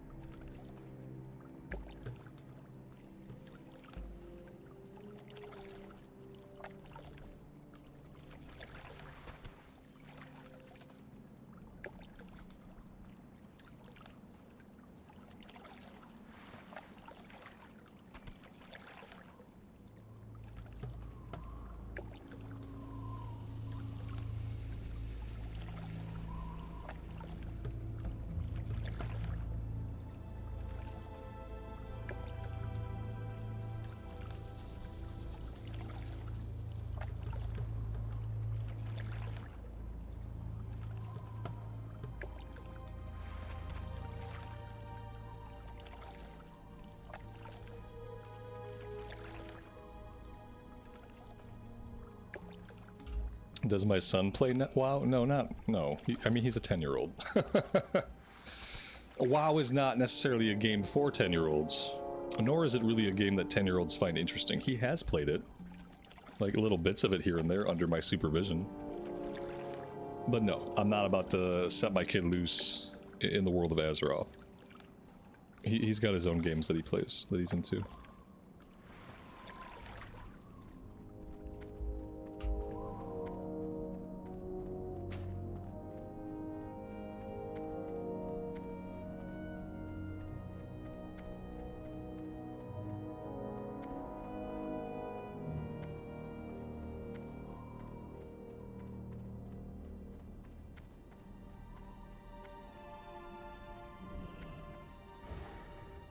I think games like WoW will probably be more appealing to him when he's like 13, 14 years old. Just a little bit older. 10 years old is kind of young for an MMORPG in my opinion. Although I understand that a lot of people started when they were kids. And he'll have those memories too. Like if he ever gets into Warcraft later on in life, he'll remember the times that we played when he was a kid. But it's definitely not something that I care to push on him. With video games, you like a video game or you don't, and I'm not here to try to influence overtly what games he is into. Like through me and his mom, he gets exposed to a lot of different games, a lot of different genres of games, and he plays the games that he enjoys.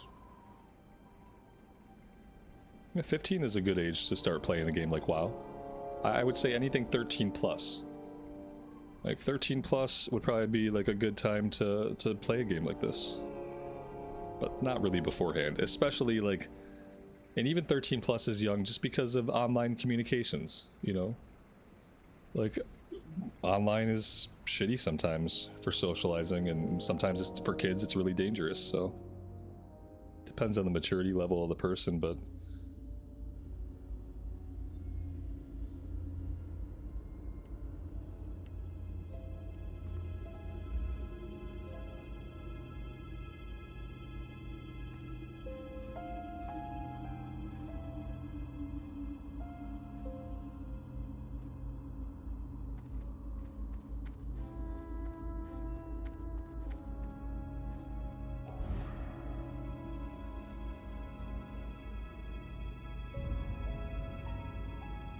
we'll just take the teleporter. We'll go to the trainer in Silvermoon City. I don't think it's going to be any closer to try to run to the trainer in Undercity, and I'm kind of worried that the trainer in the Undercity might not have it. Oh, but, however, we have a quest to turn in. Going Guano. That must have been an RFK quest that we did. Alright, I take it back. Let's go... oh, we have 2 quests here. Okay. Apparently at some point we completed a level 36 quest. An Unholy Alliance. I don't know what quest that is, but we are going to go turn these in. Family WoW hardcore run. No, that's really orchestrated and a lot of effort. That's very gimmicky. Like, it's a cool gimmick. Somebody could do it. Probably not me though. And my wife plays WoW from time to time, but she also prefers to play other games. She just beat Hades 2 before leaving on her trip. And it's like a 200-hour Hades 2 run, but she finally got the credits to roll on it. And I prefer she play other games, because then that gives me something to watch in the evenings. When I don't have the energy to play other games in the evening, I get to watch her play games on the consoles. And I would much rather my family spend time playing games that I don't play, so that I can be exposed to those games and watch those games, like live them through them vicariously, than if everybody were just playing WoW. If we were all just playing WoW all the time, like, that shit would get boring. I don't think that'd be for me. I think it's okay that WoW is my thing and then they like other games. That keeps my life more interesting.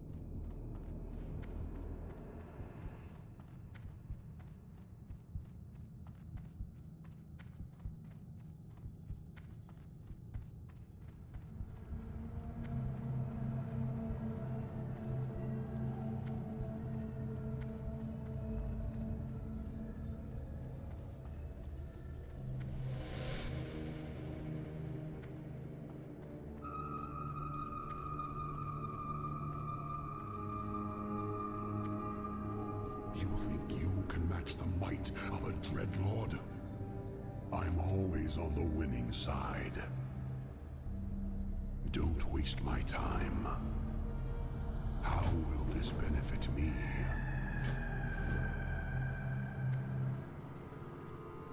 Glory to the Sindori. Let's see. Exorcism rank 2. Consecration rank 2. Holy Light 5. Lay on Hands 2. Seal of Light 1. Now, Seal of Light restores health, which could be good for a tank, but I'm not going to bother with it. And Summon Warhorse. We got Shadow Resist Aura, Devotion Aura 4, Divine Intervention. I think we probably had a couple levels there that we hadn't trained. At least it feels that way. Let's get Holy Light out.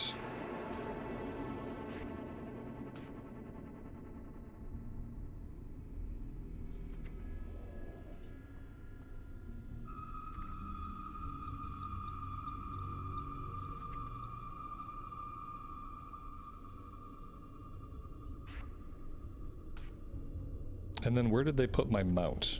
Here it is. Alright.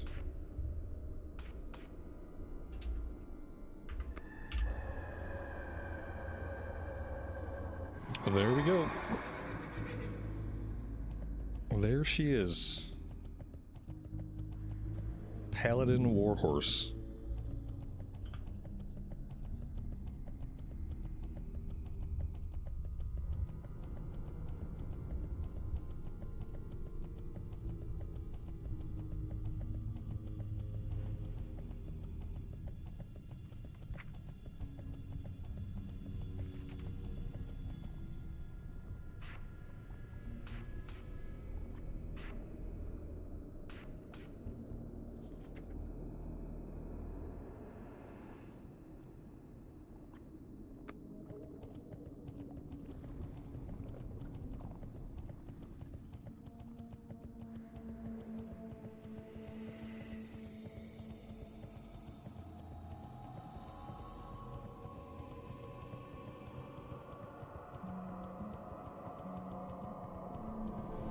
Well, if you're a paladin, you ride a horse. Like, I guess that's the reason. So, like, regardless of whether you're a blood elf paladin or you're a human paladin, it is right for you to ride a horse. And so here we are. Hello.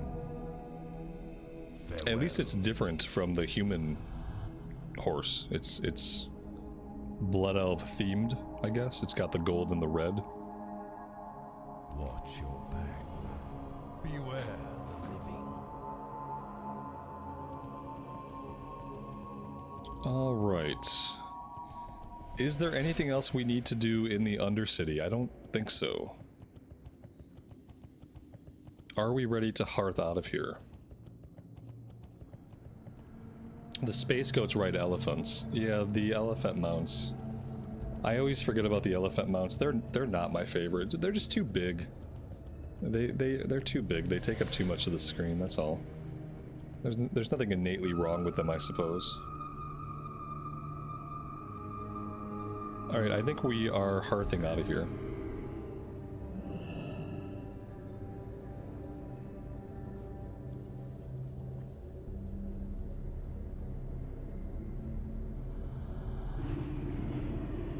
Yeah, Alex. That is what they're called. How?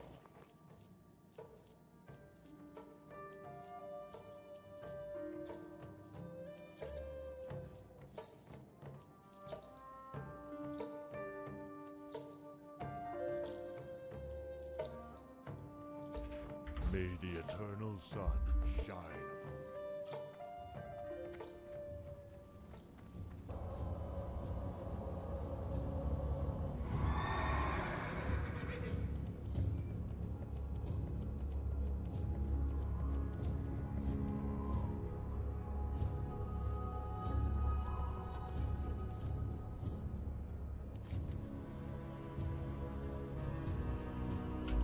We have a quest to turn in over here. I don't know if this...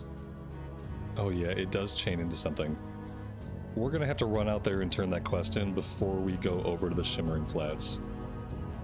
Because I'm not familiar with the quest chain, and I don't know like how many more quests are locked behind it.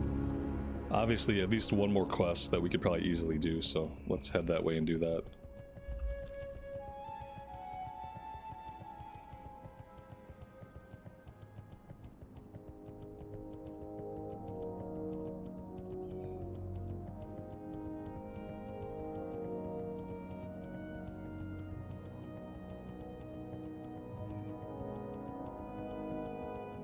The sad thing with the mount is that we lose the ear physics.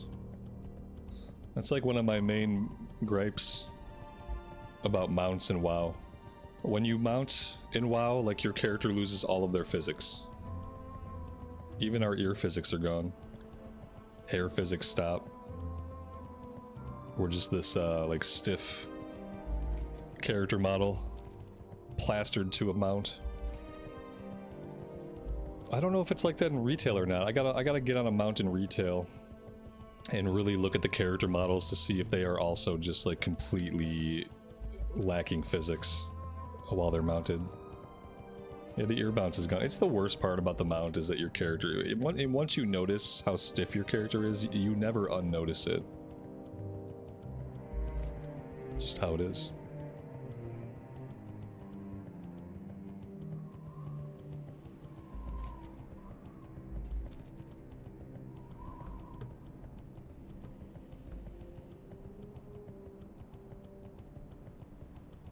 Do you think it's probably better on retail? Like, in what way? Do you think the characters maintain all their physics? I kind of find it hard to believe that they would. You know? Like, I don't think they can retain all their physics just by the nature of the way the game is, like, created. I mean, maybe. I'm gonna see. I'm gonna find out today. Not on stream, but I'll check it out later. I know the mounts have really good physics in retail. Like, the mounts have amazing physics. I just don't know what kind of physics our characters maintain. Goodbye. And you'd probably have to be on a ground mount to see any real physics in action, and most people don't ride around on ground mounts. 10 bushels of Incendia agave. Go in peace. That's nearby, I think. Let's go, yeah, over to the watering hole over here. We can do this one. Off-stream research. Right.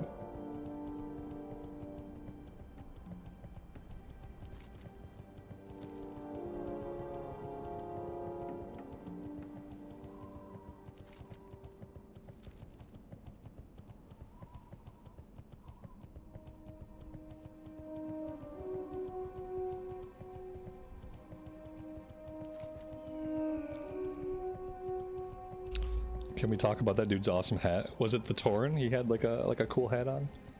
I kind of noticed, like a fedora style hat.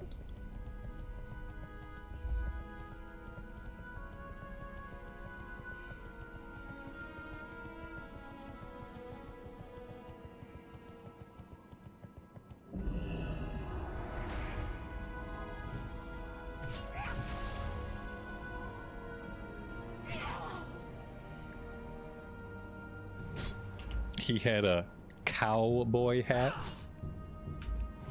A cowboy hat? Well, I guess that makes sense, doesn't it?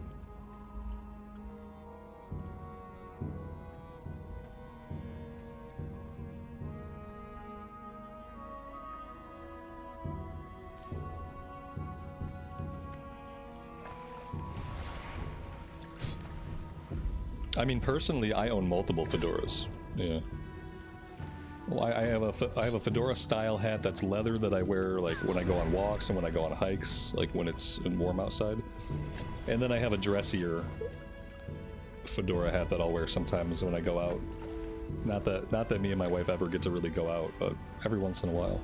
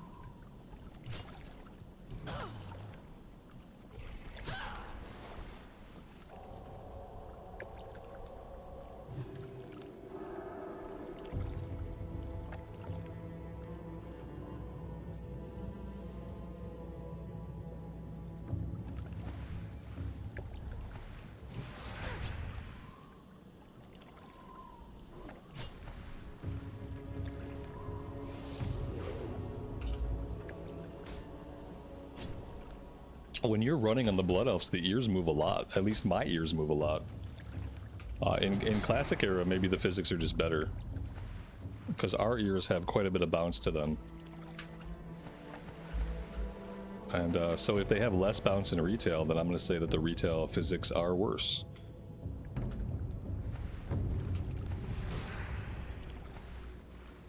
Oh, on mounts. Yeah, on mounts, they don't move much. I have a feeling that they don't really move at all. Yeah, I think it's the same problem. I don't think the characters have physics. I don't think they have any big physics when they're on mounts. There might be some like residual physics based on the character models just being different kinds of character models than the classic character models. Because, you know, the character models all got changed over time. But I bet they don't have any real physics.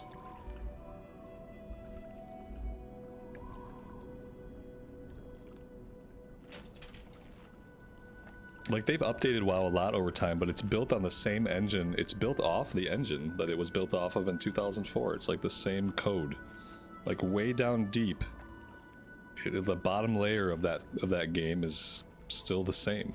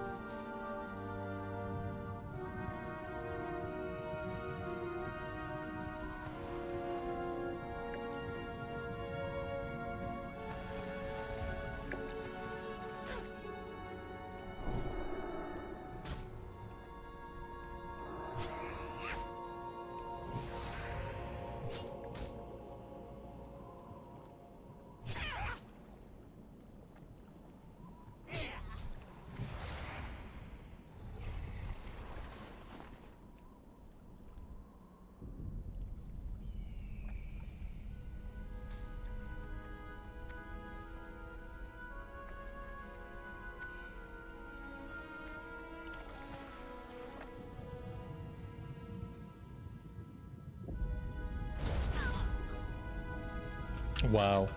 Very rude. What the hell?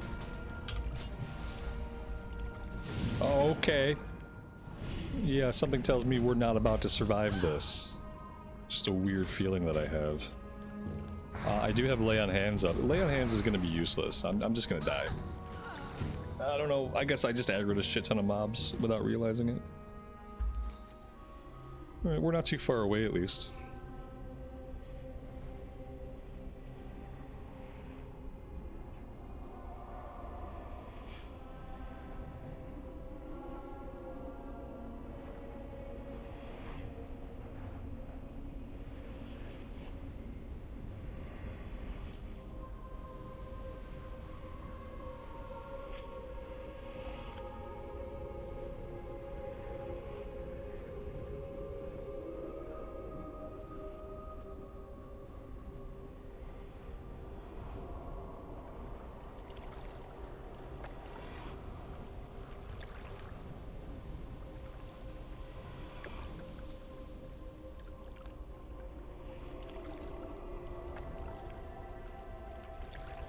Yeah, as a frost mage here, everything would be immune to your damage.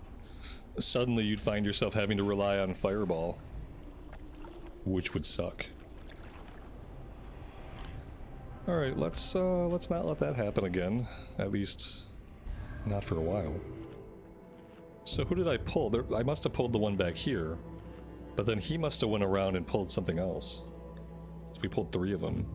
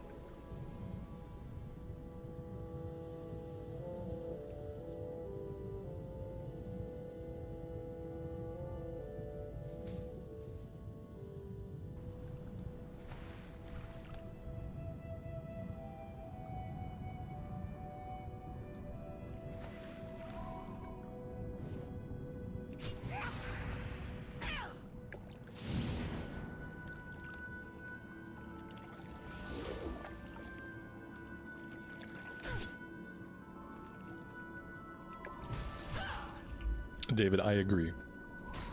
That is how it should be.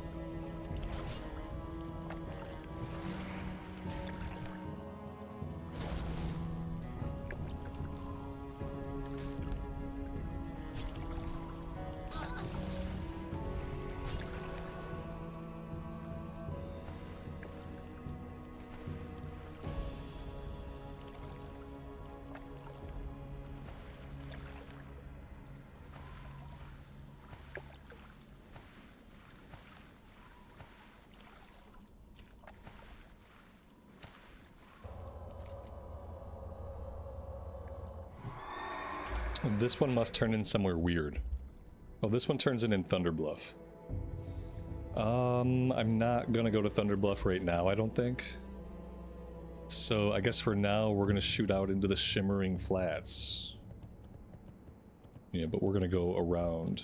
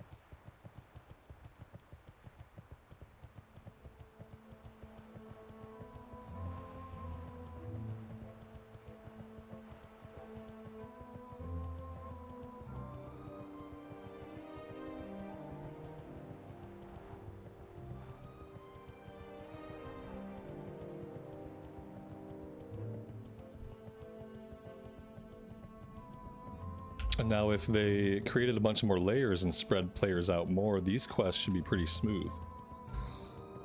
It was like the last time we did these on our Dwarf Rogue, there were lots and lots of players out here.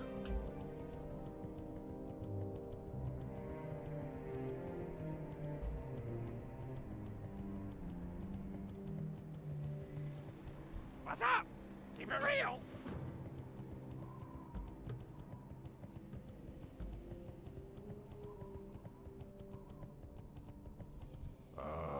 I've been expecting.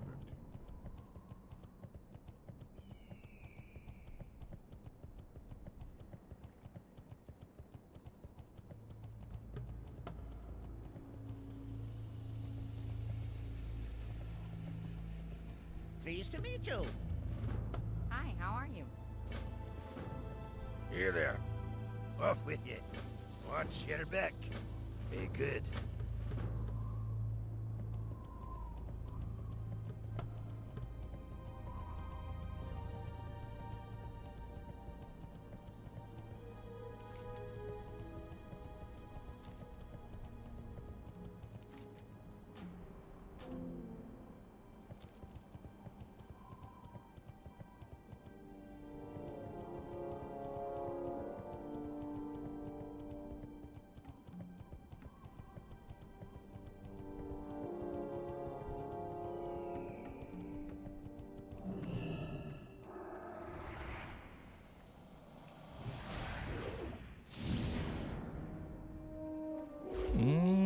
Level 34 is not good.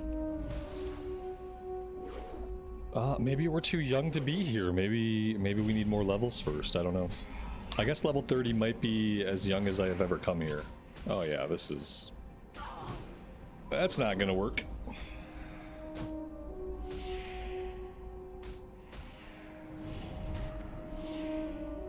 That's not gonna work at all.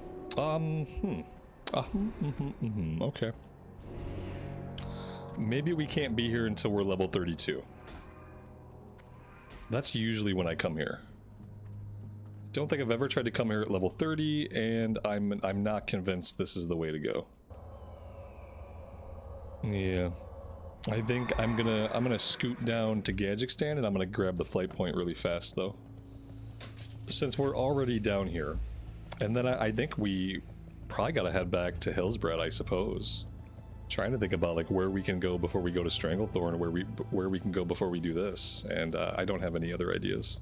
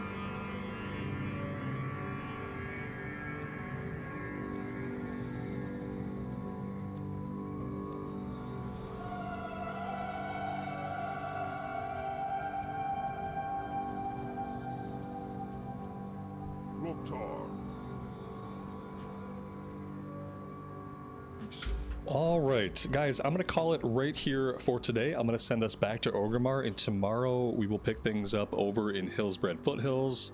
Maybe there will be some Arathi Highlands stuff we can get into. I don't know. I think we're going to struggle for a couple levels until we can get ourselves into Stranglethorn. But we'll do that tomorrow. Thank you all for hanging out with me today. I really do appreciate it and all the support. As always, take care of yourselves out there and take care of each other. And we will see you back in Azeroth again very soon. Bye for now.